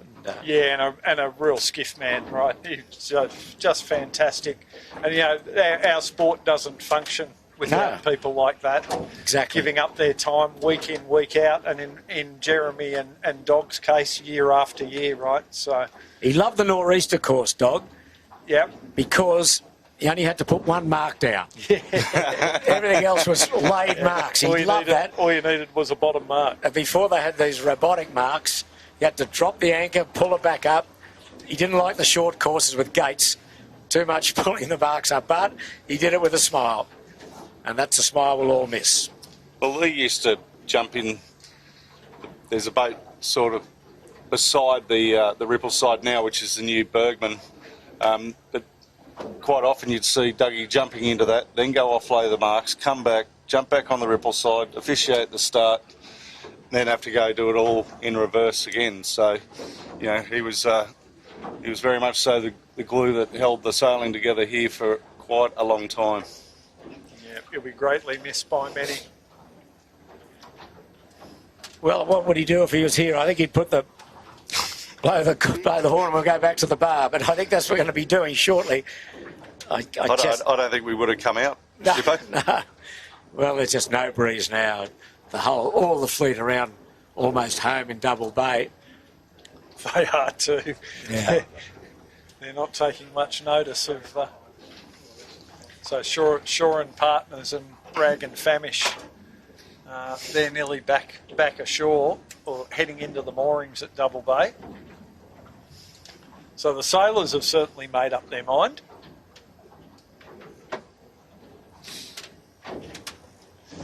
Hugh might just drop that AP to put the wind up them. You can see that heavy cloud forming, just coming in from the west towards us here in the starting area. Gotcha for Life is the only boat that's hanging around near the start area. So, well, he might know something we don't. So do you know, Dolly, do you know Paul Bergam? Paul Bergamini, yeah. Indeed I do, yeah. He's got a question for you. You ready, Doll? Yes. Sitting down? Is Dolly getting a haircut for Christmas? Yeah, that's what he said. Thanks, Berger. Yeah. So Berger being an old Middle Harbour boy who decided to move up to North Queensland, living the life up there in the tropics. Well, it's tropical here at the moment with the heat, but no wind. Ferry still out. See the high cloud. It's sort of clearing a bit in the northwest. I don't think the skiffs have got much interest except getting in and packing up, and those results aren't going to change. No. So, Gotcha for Life. I think it's the only bloke, as Jimmy said, out here.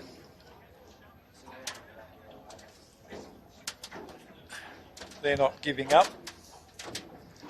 There's some kids on the ferry giving us a wave. Yep.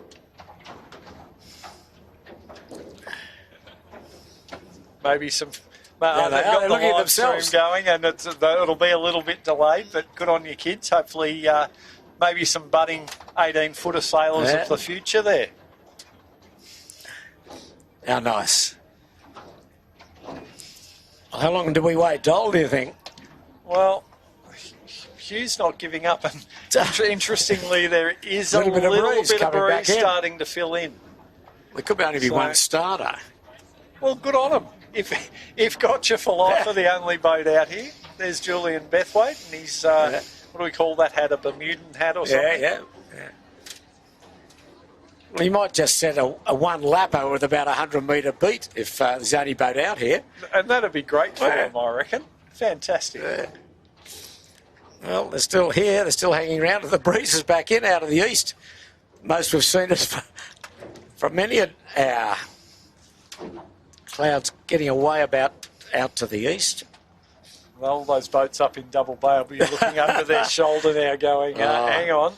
I don't think they really care. I think they're too far gone, Dull.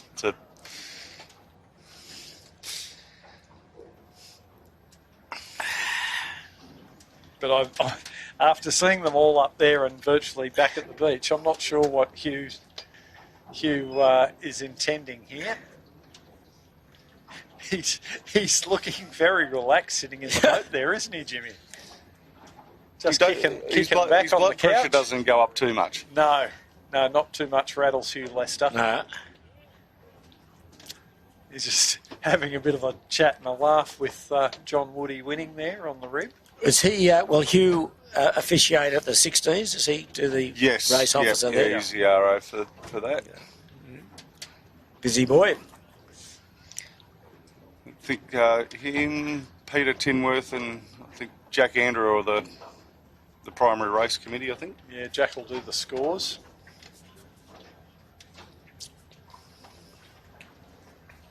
But yeah, they're not making any real moves there. Gotcha for Life still here at the start line.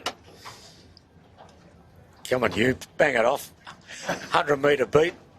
Yeah. 100-metre run. Wouldn't that be gold? Tell your grandkids you want to head to the state title. Doesn't matter how. There is breeze. You can see the AP pennant fluttering quite vigorously off the stern of the ripple side. Big Nitro's on the Gotcha for Life, isn't he? Yeah. He'd be pretty chuffed to take out a state title heat. They're not going anywhere. And he'll tell you all about it for the rest of your life. Yeah, good on him if he does. Yep.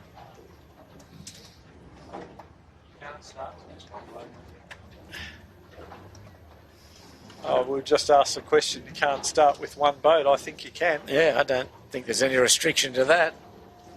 And we're just seeing a number of ribs blasting up the course. I'm just wondering if they're going up there to tell all these boats they better get their butts back corral here, them back, perhaps. because we're going to go racing.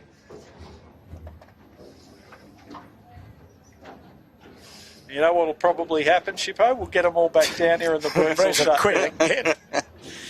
The old Murphy's Law. Certainly going to turn it into a long afternoon.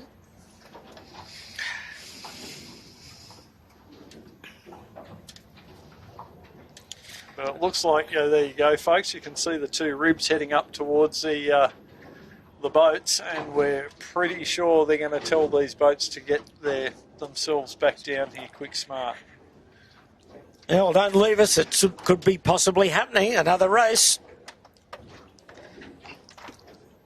Committee boats on station. The breeze is in at about 6 knots from the east. Bit southeast, perhaps, is it, Dol? It's maybe south of east. Certainly filling in a little. Yeah, it is. Probably the strongest we've seen it all day here. They're coming back. There's a few spinning are starting to pop back up. So Will the Yandu come back? it ain't over yet, folks. They're going to have another go at it by the look of it. There's Smeg coming out. Ballard Properties.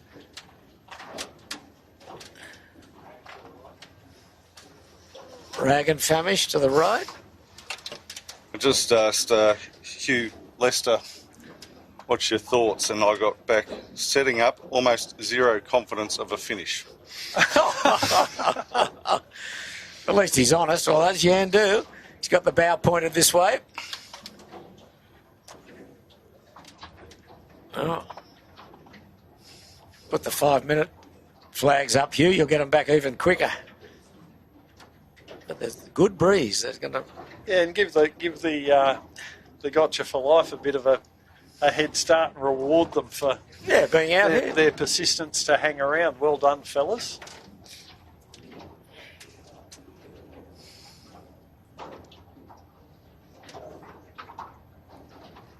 But a bit of breeze here. The boat's making a nice progress back down to the starting line. Yep, as you said, Shippo, can see Yandu haven't put the kite up, but they're pointing in this direction. I think Keegan York might be lifting the boat out of the cradle in the park. Keegan, he won't be rushing anywhere. He and Rag and Famish were probably close to being in the cradle. But I can see the Rag there. They're on their way back. Yep. Just got a photo of Shaw and Partners being lifted out of the water. Yeah. So whether they're coming back out or not, I would doubt it.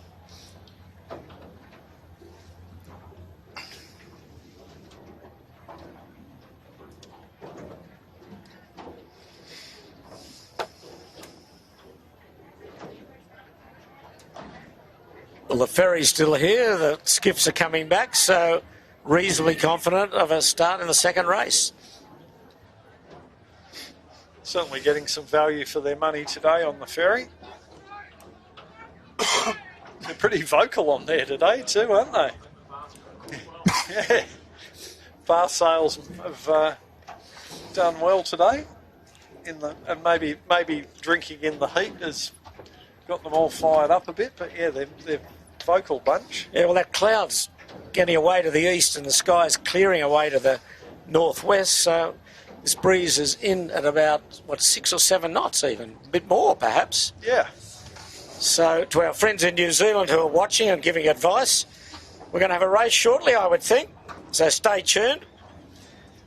But Johnny Montgomery, he's advising the race committee what to do. I won't give you the race committee's number, Johnny. They mightn't like your input, but just as I speak, there's a hooter going on the start boat, so AP down shortly in 1 minute, and we'll be away for the 8th and final heat. Just going back, Rag and Famish won the first heat today from Yandu and Balmain. I think that's probably Rag and Famish's first win, is it? With Ben at the helm, Crawford, yes, it is. Yep. Yeah.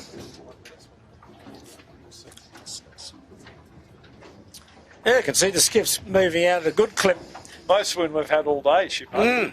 Right now. And good clear harbour too. All the putters have gone back to their home bases, I would think. Christmas parties are winding down for the afternoon. There'll probably be a few out tonight. Still warm. What's the water temperature, Jimmy? We've got still 27 towards 26.5. But yeah. Oh, good to have a bath in. Lovely. So we're getting wound up again. We didn't think we would about 20 minutes ago, but this cloud has gone overhead and out to sea, back towards New Zealand. And the breeze is probably about 7 knots, yeah, and a little bit more round in the left right now. So, yeah, I think I can see the top mark still. Well, it looks like the top mark has moved a bit to the left, is it, Jimmy? With your go-go gadget eyes. Well, that's the clear sky. It's still moving to the left. Heading left past the tip of the island, Yep. You can see that clearing sky that I was referring to. And here comes Shaw and Partners out of the moorings. Oh, they're out, are they, Keegan? Hopefully they waited for him to get the boat into the cradle at the back of the park. Yeah. He'll be blowing up. Tell them. He'll be blowing up, Keegan. Anyway, the AP's still up. Course is 6 over 2, which is 2 laps. And the breeze is, what do we got, Dol? About 7 or 8 knots, perhaps? Yeah, I'd say. A good sailing breeze. Yeah. Certainly better than the first race if it stays in. But let's just see if it hangs around. Yeah. Well, that's the key. I think it 2 laps. I was, now I'm not the race officer, but if I was the race officer, I'd be bringing that top mark down.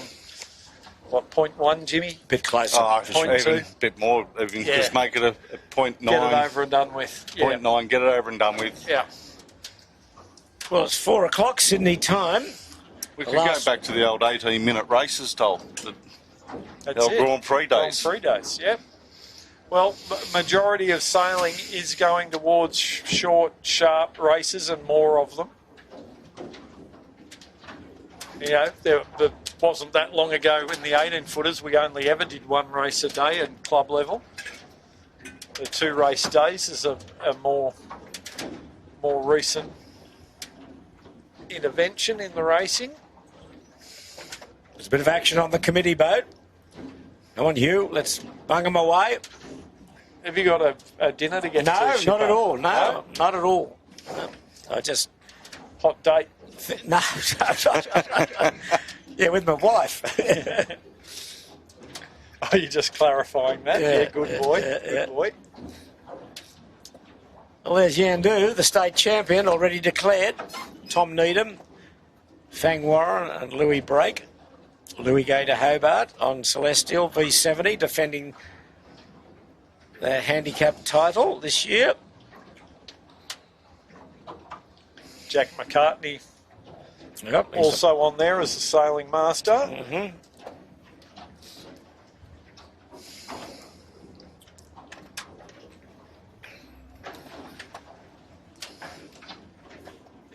Here comes, last one out is, okay. AP down, and Shaw and Partners are here. So I think we're ready to rock and roll. All the fleet are back, and the breeze is still in. Let's hope it stays that way. Yeah. Just can't see the transom of the Ripple side to see what the actual course is, but we can see the weather mark up there towards Shark Island. Yeah, it's settled into a position now.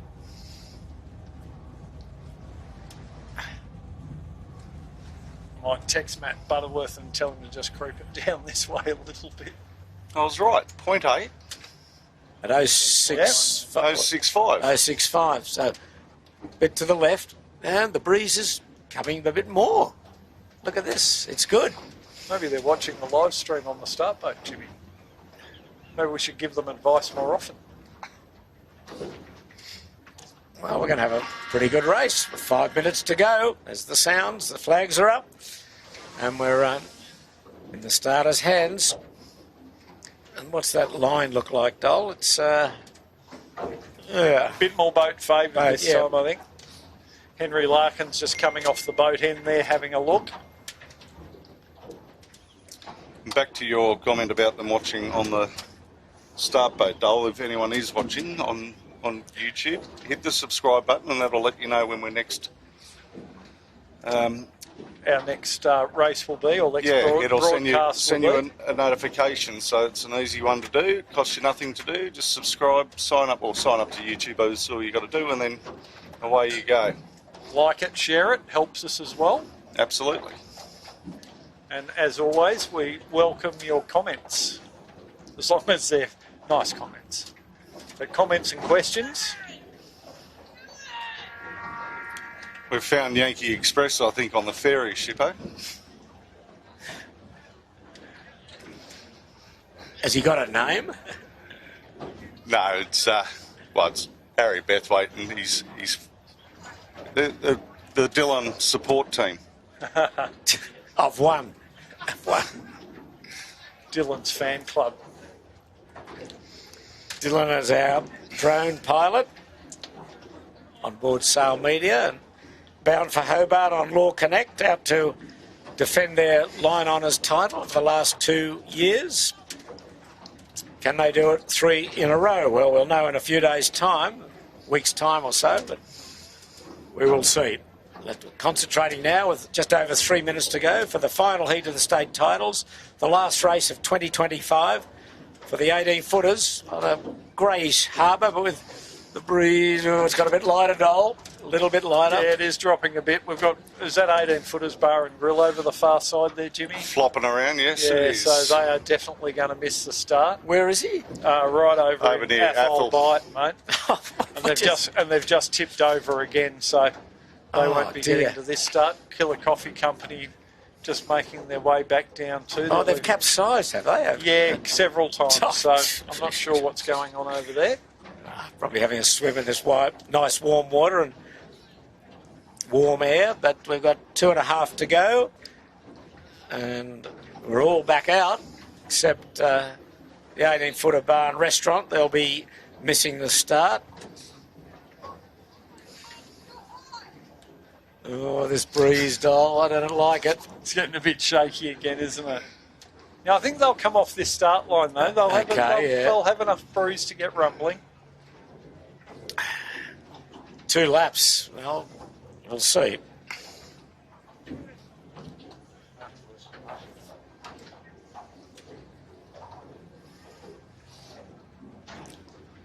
Just inside 2 minutes now. Boats starting to shape up. Some of them are still a fair way off this line. Smeg and Rag and Famish having a good little sniff around down the pin end. So looks like they both might be looking to shape up for a port hand start down at the pin end. It's quite bumpy, the water here at start line, dollars at near Garden Island. There's a couple of ferries have gone past. They've chopped the water right up. Yeah. Far too much chop for the wind at the moment. It really doesn't help in this night air. No. Just coming up to a minute. And there's breeze towards Bradley's Head where we're looking. Not on camera, but where we're looking for the camera cat. A minute to go. It's Garden Island in the background and just starting to stack up. I did like the intention from Rag and Famish down and Smeg down at that pin end, but they ended up too deep and not high enough up on the pin, so they've decided to come. You can see them shaping in. They'll put a tack in underneath the leeward boats there. Smeg tacking now, Rag and Famish following suit, so they're going to try and own the pin end. Well, that's what Smeg did last time and got it wrong. Over the line and didn't go back with 20 seconds to go. They're well behaved at the moment. Yandu's finding a gap up near the committee boat. It's light. It's a bit more breeze coming down again. It's probably about 6 or 7 knots. And we're underway almost for the final time in 2025. 4, 3, 2, 1. I think we're good. Lazarus only. Lazarus quite advanced. Yes. Yep. I would think it'd be Lazarus. Lazarus and possibly even Club Marine. Shore and Partners possibly. Club Marine, a terrific start by Emma Rankin at the committee boat. Shot out like a bullet out of the gun. Up the windward end and down to leeward, Rag and Famish. We'll get clarification on the boat that was over shortly. It looked very much like Lazarus. Yandu a little bit hemmed in below Vycobie and Balmain out in front of him, but out to windward. Emma Rankin, Brandon Bank and Jed Cruikshank. Club Marine, terrific start. Looking good too, Doll. Certainly are. Good speed, good height. They did win that start, but after that they've stepped out. Yeah, the leeward doesn't look good. There's someone going back down there. It is. No, that's 18 footers. Oh, 18 footers. Still recovering. So, confirmation, Shippo, Lazarus was over. Okay, thank you. And they're the only one, Jimmy? Only one. Yeah. Because Shore and Partners was hiding just to leeward of Lazarus, sort of out of sight, but they were fairly well advanced as well. Committee boat favoured looking at this fleet now off the line. And it's Club Marine absolutely flying with round their jib is Lazarus over at the start. And the Rag and Famish and Smeg, who started down that leeward end, have really been hammered down at that end. The breeze has gone slightly in the right and freshened a little bit. Yeah, 2 lap up. The shift to the right just in that last 30 seconds has really proved beneficial to the boats that were out towards the boat end. Club Marine, Yandu, Vycobie in a better position than they were last race, but they are quite a bit. Yeah, they're in the right track, but they're back from the fleet. Yeah, they're getting rumbled a bit. Yeah. Balmain's starting to work their way through off behind Club Marine. And that's Lazarus. He got the jump because he was over at the start, did not go back. So his position will not count. boat's comfortably pulling 3 on the wire, so 3 on trapeze quite comfortably. So yeah, they're all heading nice towards pressure Bradley, now. and it is good pressure here. We've probably got 6, 7 knots, maybe 8 at times. Standing on towards Bradley's head. That's Lazarus front of screen there. Just bear in mind they were OCS over at the start, so they will be disqualified. They haven't returned. Hard left is Club Marine, the race leader. Already won a heat of the state titles, Emma has. Yeah, another good result won't hurt her point score at all, that's for sure. Moving. Move her up the leaderboard. She's moving very nicely. A lightish crew, but it's a lightish day, but nonetheless, terrific start and really nailing this first work at the moment. And there's more breeze as we approach this weather mark, Dol. Yeah, and motoring through to leeward of Club Marine there, Pete, is Balmain making good gains. Good gains to Henry Larkins and the boys. Yeah, they've rolled over Lazarus nicely. Just looking out the other side of the camera cat, you got 6 and Royal Oak. They're a lot further up in the right, and 6 is not far off a lay. High on starboard, aren't they, Jimmy? Yeah, very high. Wow.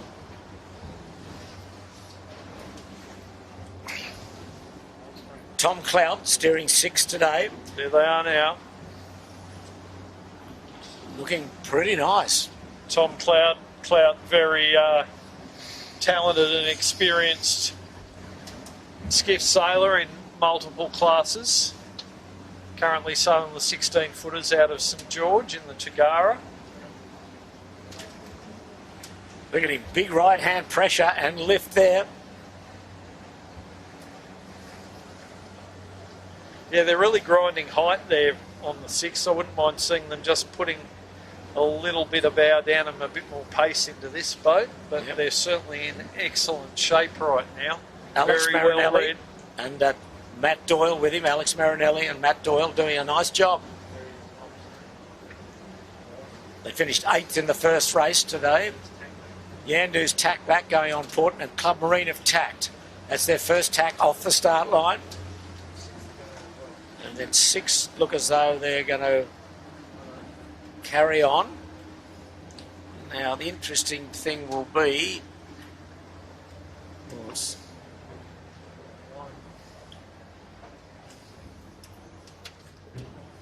Where did Club Marine end out of all that? Not good. No, they didn't. The right paid. Club Marine got hammered. There they are on the right of screen, Shipper. Yeah, wow. Big move from the Royal Oak. Yeah. By Kobe come into play a little bit, but yeah, poor Emma, she just ran out of puff there. And the boat's to the right of her, just lifted with pressure. She's got to come back in. Not a good one. That's her top left. Boy, from a good start. Okay, we're about 100 metres from the weather mark. Coming in hard from the left is the Royal Oak. In a little vein of pressure. Hugo Stoner.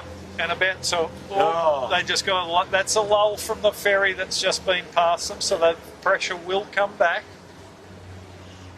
Just waiting for it to come back now. That's them. There's the 6. Gee, 6 jumped out to a big lead here.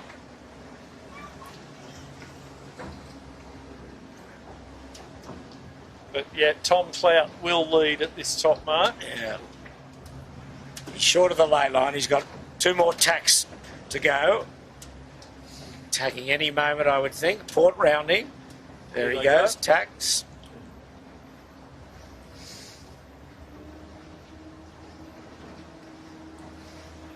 The 6 has also been one of the boats like the Balmain that's been excelling in this sort of bottom end conditions, but obviously a change of skipper with Tom coming on board today. Gee, the fleet got split up very quickly there, Dol, didn't it? Look at Rag and Famish and Shore and Partners got hammered off that left-hand end of the line. Now we've got 6 almost on the lay line. Must tack, I would think. Yep. Yeah, and a few boats that have got too far left have really been punished. And 6 will lead here at the weather mark the first time. 6th will be leading. Royal Oak will be second, and Vycobi had a little bit of slows off the start line, went the right way and have really picked up. They'll be third. Yeah, good to see Kirk, Andrew and Daniel making a bit of a comeback in this second race of the day. Okay, sixth is on away. Bear away set. Wine glass in the kite. Yeah. Hopefully that'll shake out. Yes, straight it does. out. It's the bear away. A good lead this early on, but it's that sort of day. There's still a lot of tricks left in it. There's the Royal Oak.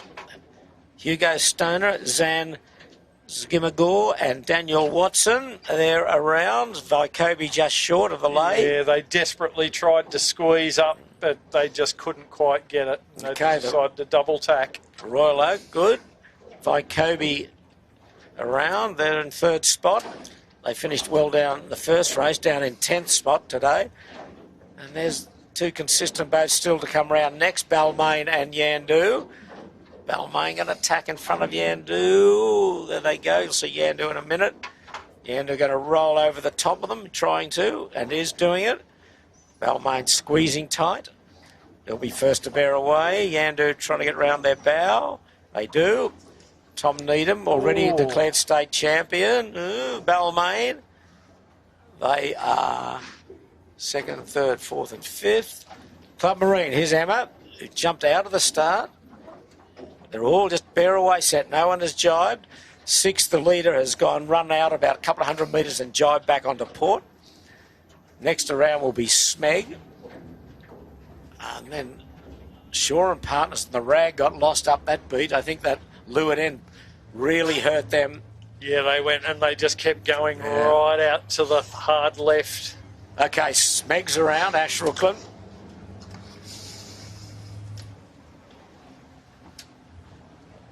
And then who we got after that? We've got the Kitchen Maker will be next, I think. Yeah, and I doubt Rag and Famish is going to lay. No, he's on a tight squeeze. Very I don't think tight he'll squeeze, and he can't really tack there underneath the Kitchen Maker. If he doesn't make this, he's going to be doing a jibe out. So it's, and Lazarus remembering they were over at the start. Oh, the Rag's in all sorts of trouble here. Yeah, shut out by three more boats. Shaw and Partners round on top of him. Managed to get a little tack in there and get in behind Shaw and Partners. Okay, so everyone, bear away set. Gotcha for life and the Royal 18-footers, the last two. There's Ballard Properties about to go round with Fisher Paykel, but we're away with the leaders. The sixth have opened up a very nice lead down this run. We'll see them in a moment. They're about two-thirds the way down the first run. Just looking at Balmain, Yandu, Royal Oak and Club Marine, they're third place onwards. Vycobi currently in second.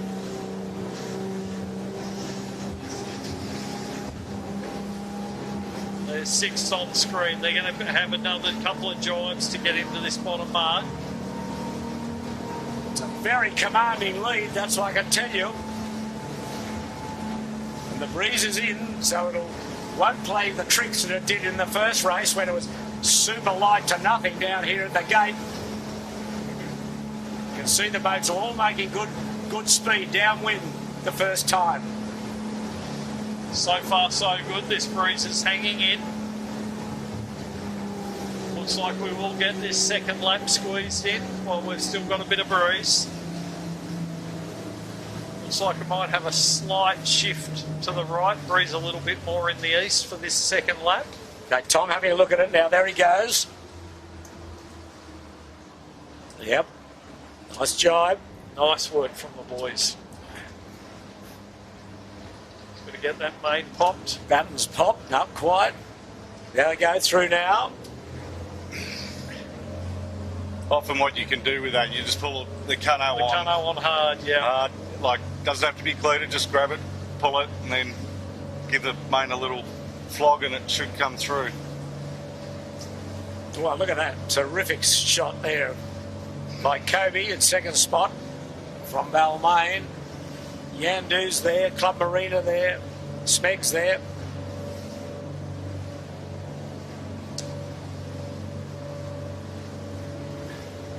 Much better race from Levi Kobe this second race of the day.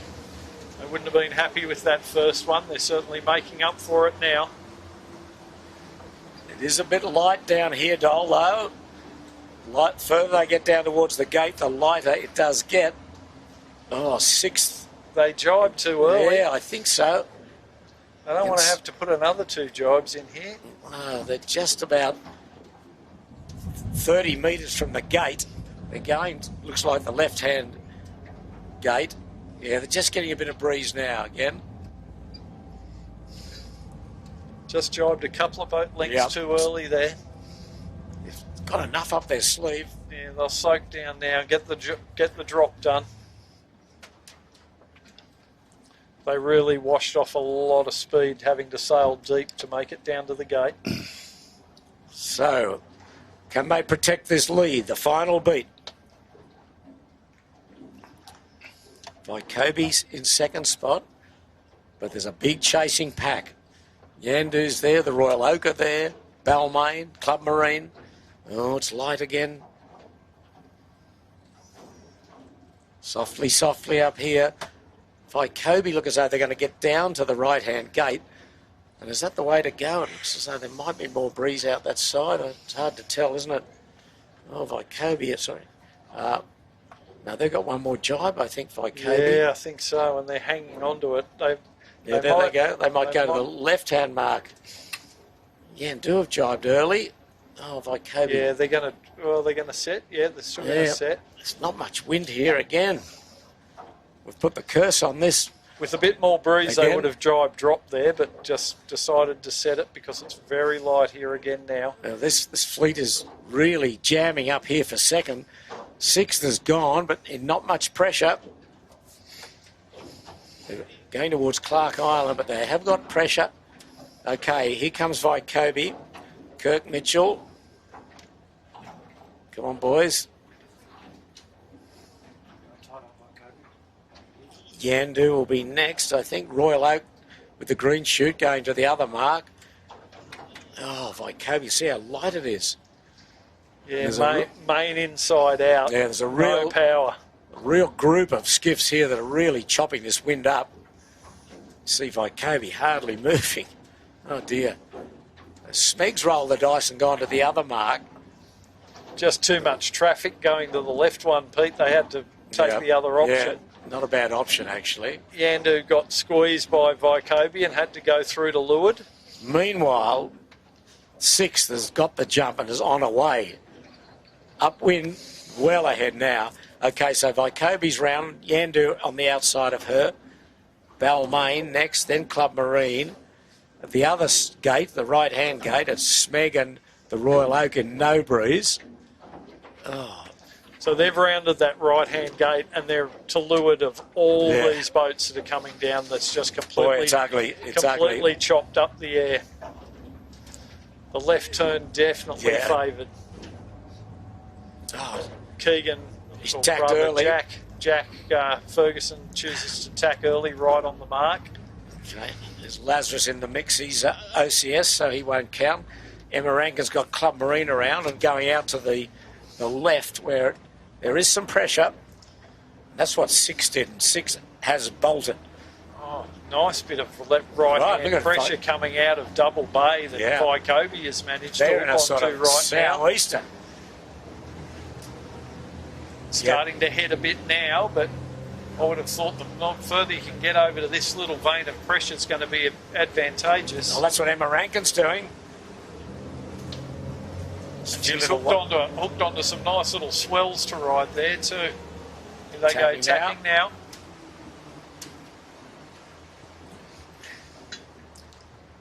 She's sailing well.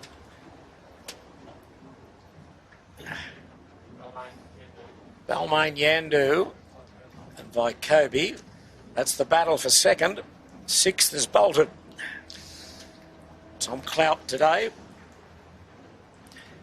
And what was the battle for the championship between Yandu and Balmain, but that's been tucked away already prior to this race. There's sixth just tacking across to the right. Vycobi doing a fine job at second spot, as is Club Marine. They're getting some nice right-hand pressure and height out of the right. Yandu a bit locked in the middle, as is Balmain.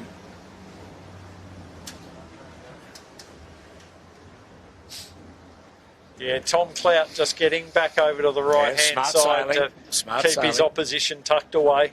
Stay between your opposition and the next mark. But down pressure they are right now. Trying to get back to this right-hand side and pick up a bit of breeze to carry him through to the top mark. And all going well, they should just have a nice easy spinnaker run down to greet the judge.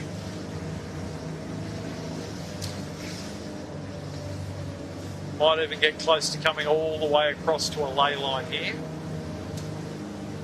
There's Emma Rankin. Yeah, they're starting to head on starboard now. So Balmain and Yandu furthest left. Now, can they get back across Vycobi and Club Marine? That's the next question. This is the battle for the minor placings here.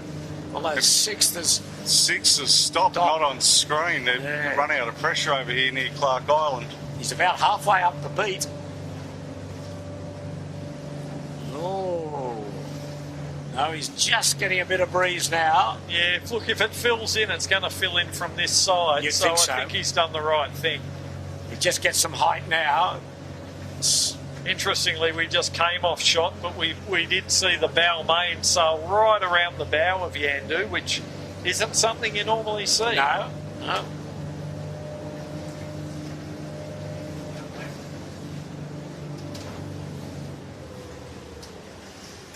Well, his six not in great pressure.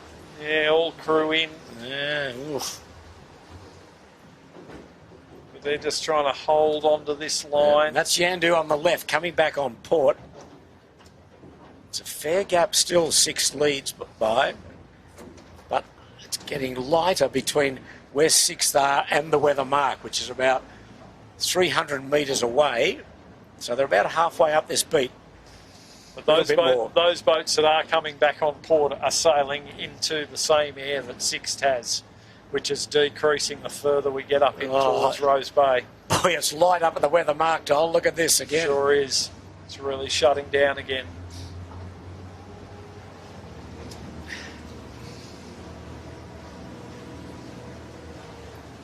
They've just picked up a little zephyr of breeze there, enough to get Tom and the sheet hand out on wire, and now the forward hand's joining them.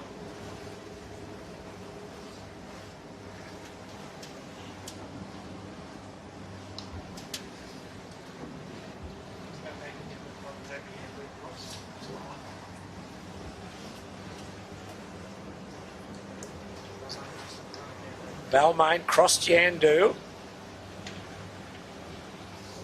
So Balmain still going out to the right. Shaw and Partners coming back, coming in behind those guys, trying to get over to the right.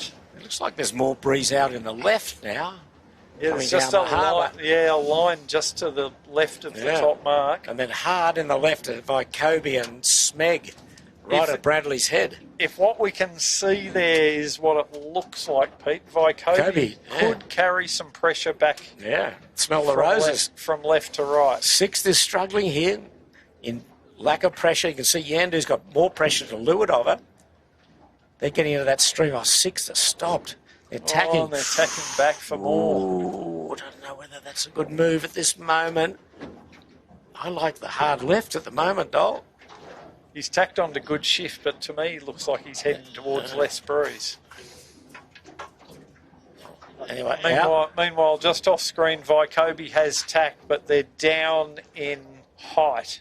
But they do have pressure, but unfortunately they haven't got the shift they would have been hoping for. That could change. Yeah, the breeze has gone east-northeast here on 6. Look how high he is. There's Vycobi in the background. He's about 30 degrees lower. Yeah. Now he's starting to hook up a little. He would have really been hoping to tack on something with a similar angle to what 6th has hooked into. I don't know whether he went far enough, actually. I think Vycobi still will be second. but it's very light at the weather mark. We're about 150 metres, the leaders from the weather mark, and it's a lot of calm spots there. There's more breeze out in the left. Sixth, lifting. They'll be a bit nervous on the sixth here. Oh, it's amazing that, 100 metres apart, there's probably at least a 60-degree different angle in breeze direction.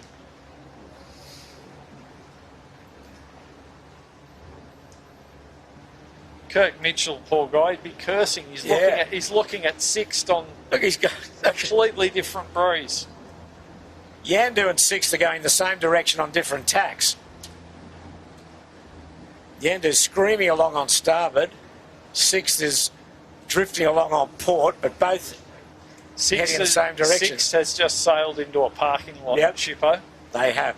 It looks as though advantage. Perhaps Yandu. It looks to me, if the Yandu can hang on to the pressure that they've got now, they could just slip straight in around this top mark. Look at this.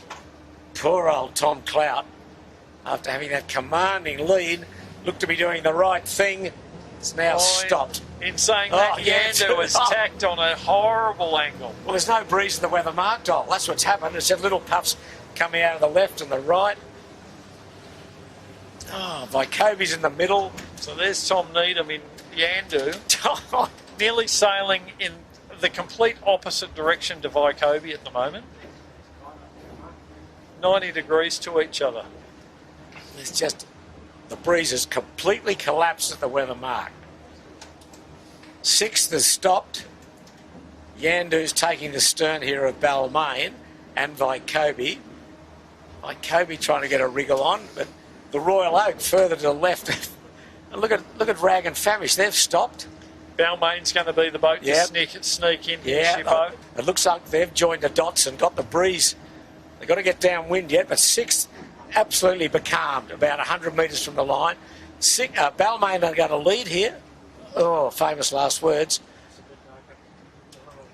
Yeah, they've still got to get round this mark, but they've done very well, Henry Larkins, Tom Grimes and Lockie Pryor. The run's going to be tricky, Dole. Very. Okay, they've got breeze, Balmain. What do you do here? Where's the breeze? Do you go out, bear away set? I think you've got to. Yeah, I think so. There looks to be more breeze over towards the Bradley's head side right now.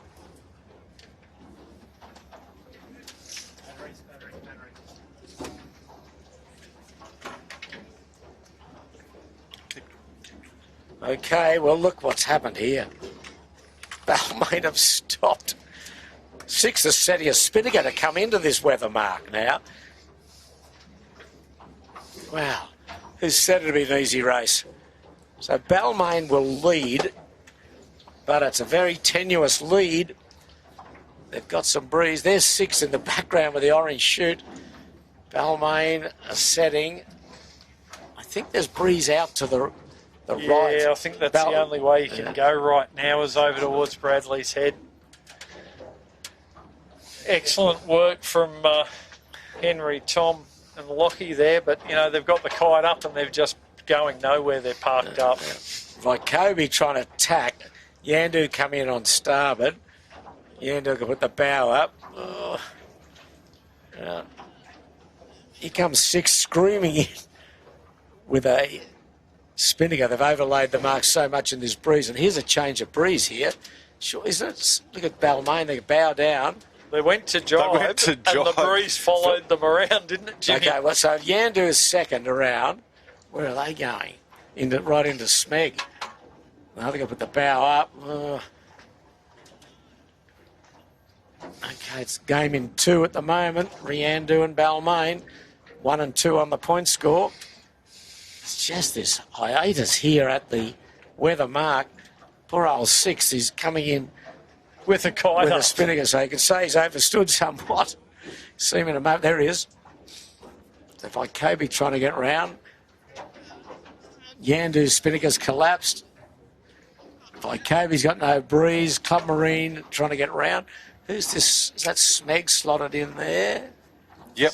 Smeg and Fisher Paykel and the poor boys on six. They're in a whole lot of trouble here with that Spinnaker. Got nowhere to go with the Spinnaker. He's overtaking boat, so he can't just push his way through there.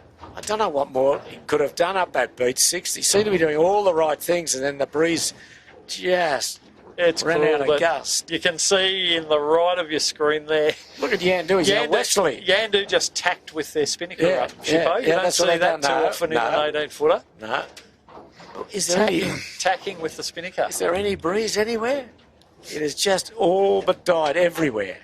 But what the good thing is we're almost looking at a complete restart. Yes, here. Everyone here has recollected. Like the big boat challenge the other day, Pete. Yeah. That's right. All stopped at Canoe, but Club Marine are trying to get around. I don't know whether you set a shoot in this stuff. This is what it's like sailing at Pittwater. Yes.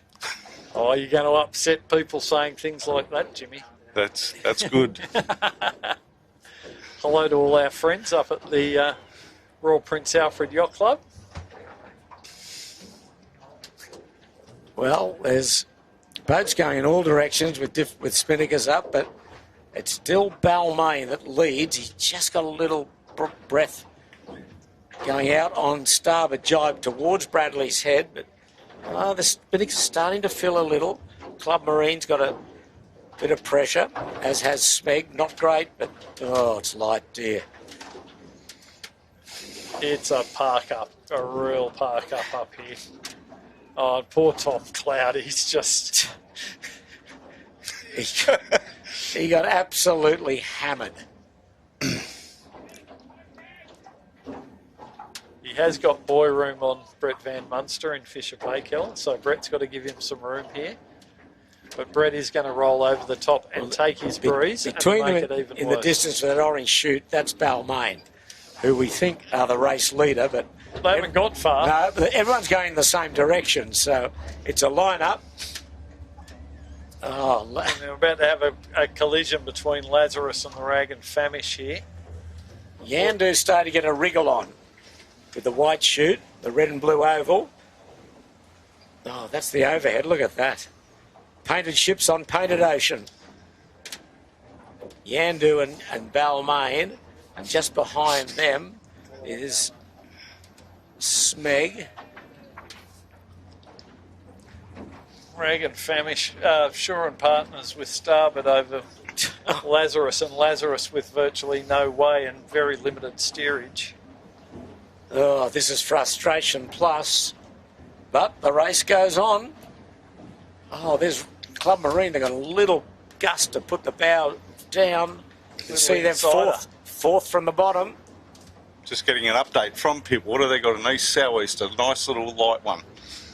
Okay, well, maybe we go up there, Jimmy, and see what happens. But anyway, these boats have now picked up some sort of east-northeasterly pressure running into Bradley's.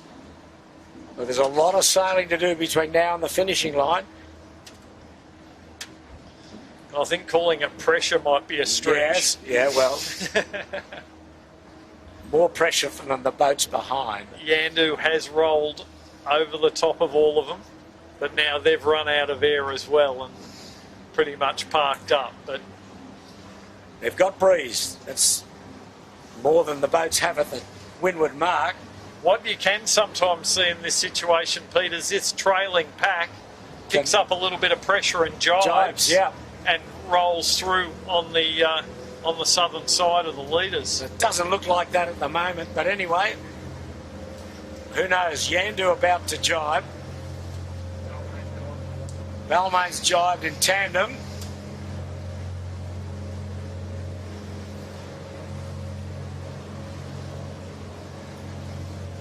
Balmain low.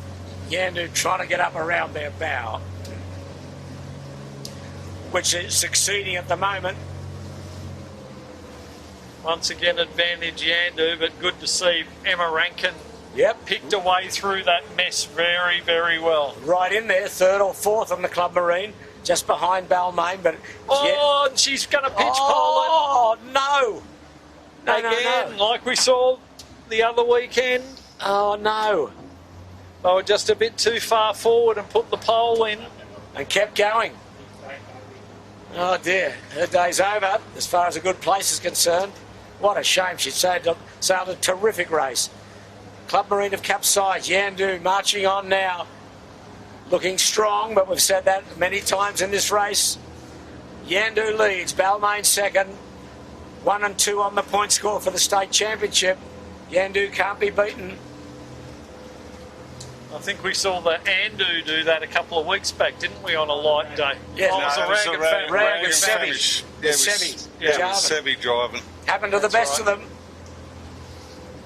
Oh, what a shame for Emma Rankin, but a bit more breeze now. Just started pumping her tyres up, Shippo, and then bang. We do our best. Put the curse on. We do our best. Okay, we're halfway down the run now, and it's Balmain chasing hard on Yandu with Smeg in third spot. Nice pressure. Bit of follow the leader now. Almost, I think, pretty close to laying the finishing line, I'd say. That's the gap. Yandu just wanting to put an exclamation mark on this series win. But we've seen the two main protagonists, Yandu and Balmain, really duked it out in this series, and here they are still in the last race, going toe-to-toe.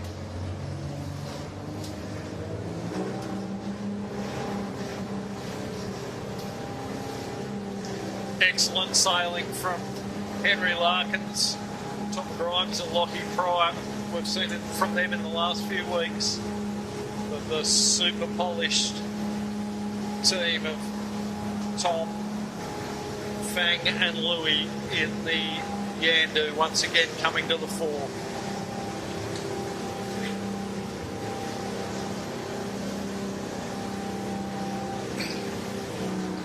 For the Club Marine fans, Emma and the team have managed to get the boat upright and are back in about 7th or 8th position.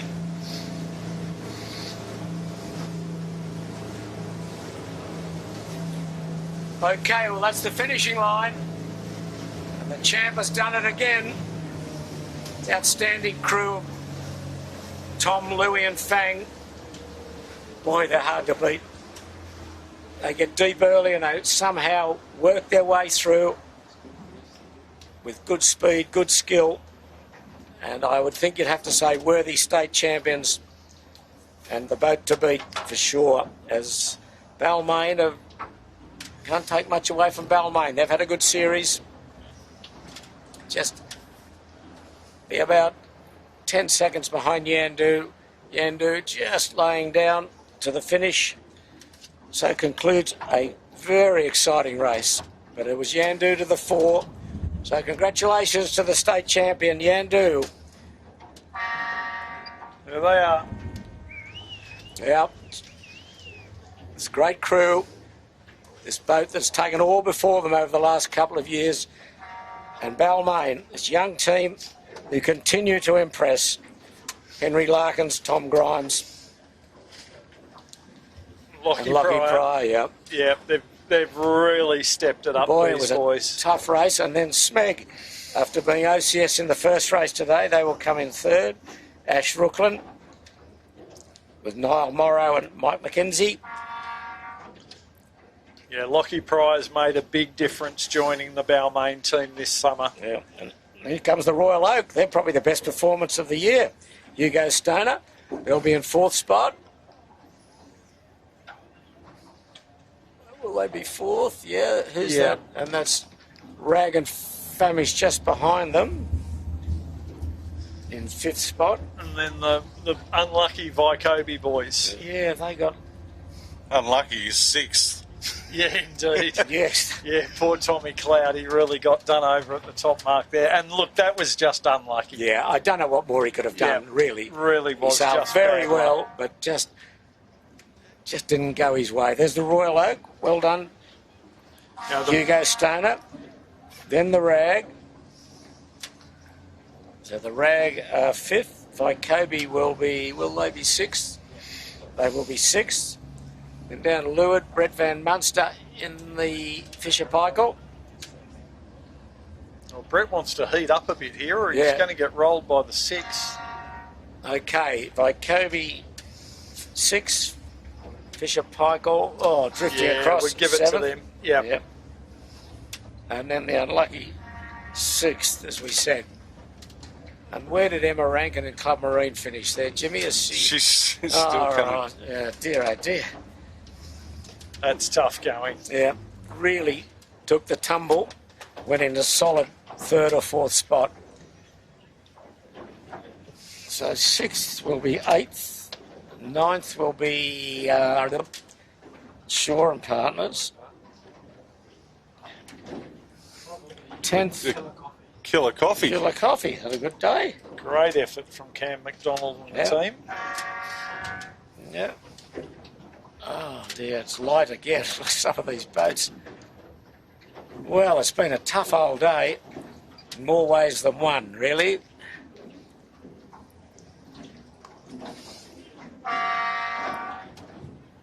Killer Coffee across. Oh, look at this gaggle of boats coming now. It's lumpy water, not much breeze. Lumpy water, shifty breeze. Is this the 18-footers there? Is this no yellow spinnaker? Yeah, oh, 18-footers is yellow spinnaker. Oh, about to go into windward here. Oh, Emma Rankin's going to slip through the leeward of all these guys, Yeah. and Beck Hancock's just trying to get through underneath the kitchen maker and the 18-footers. well, she's going to do it too. Okay, so Club Marine 11. Battle is on for 12th here. Unfortunately for Beck, she's going to run into the dirty air of these other two. The 18-footers, come on, boys, come on, Luca. Oh, kitchen maker storming in. Oh, the 18-footer's going to get there. Oh, no. Oh, kitchen maker by a hair, I think. Yeah. Then the 18-footers. Then Ballard Properties, Sotheby's, Beck Hancock. Then Lazarus, who was over at the start. And then Gotcha for life. So that's it. It's all over for today. It's all over for 2025.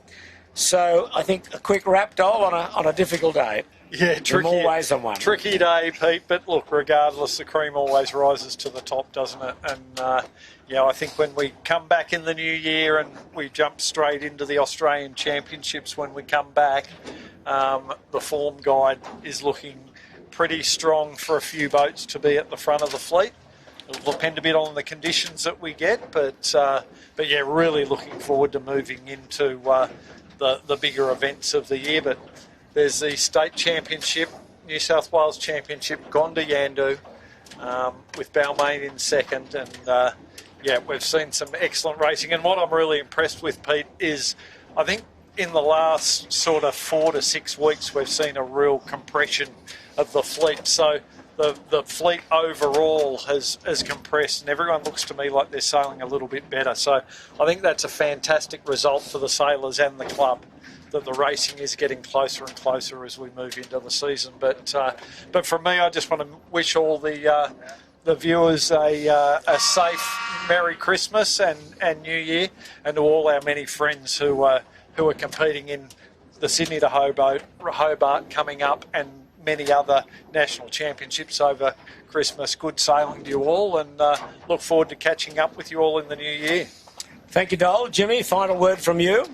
Yeah, just I think it was great racing today in very tricky conditions, and wish everyone a safe and Merry Christmas, and if they're travel safe, and good luck to everyone competing in all the regattas, and particularly the Sydney Hobart yacht race. Thank you, Jimmy. Well, as we say farewell for 2025, a big thanks to our team behind the scenes, Piers, Sam, Dylan and Chits. And to Dylan, to you, best of luck in the Hobart race on Law Connect. 3 in a row. Yeah, let's go for 3 in a row. Who knows? Stranger things have happened, but to echo what Dolly and Jimmy have said, to everyone, a very happy Christmas, a very safe New Year, and healthy New Year. We look forward to being back in mid-January. So for the final time in 2025, just remember, at 6:47 tonight, Sydney time, light a candle, have a minute's silence, and remember Bondi, and at the same time, perhaps remember Doug Cameron. A sad week, but let's remember our friends that have suffered so much. So for 2025, Peter Shipway, happy Christmas, happy New Year, and look forward to your company in 2026.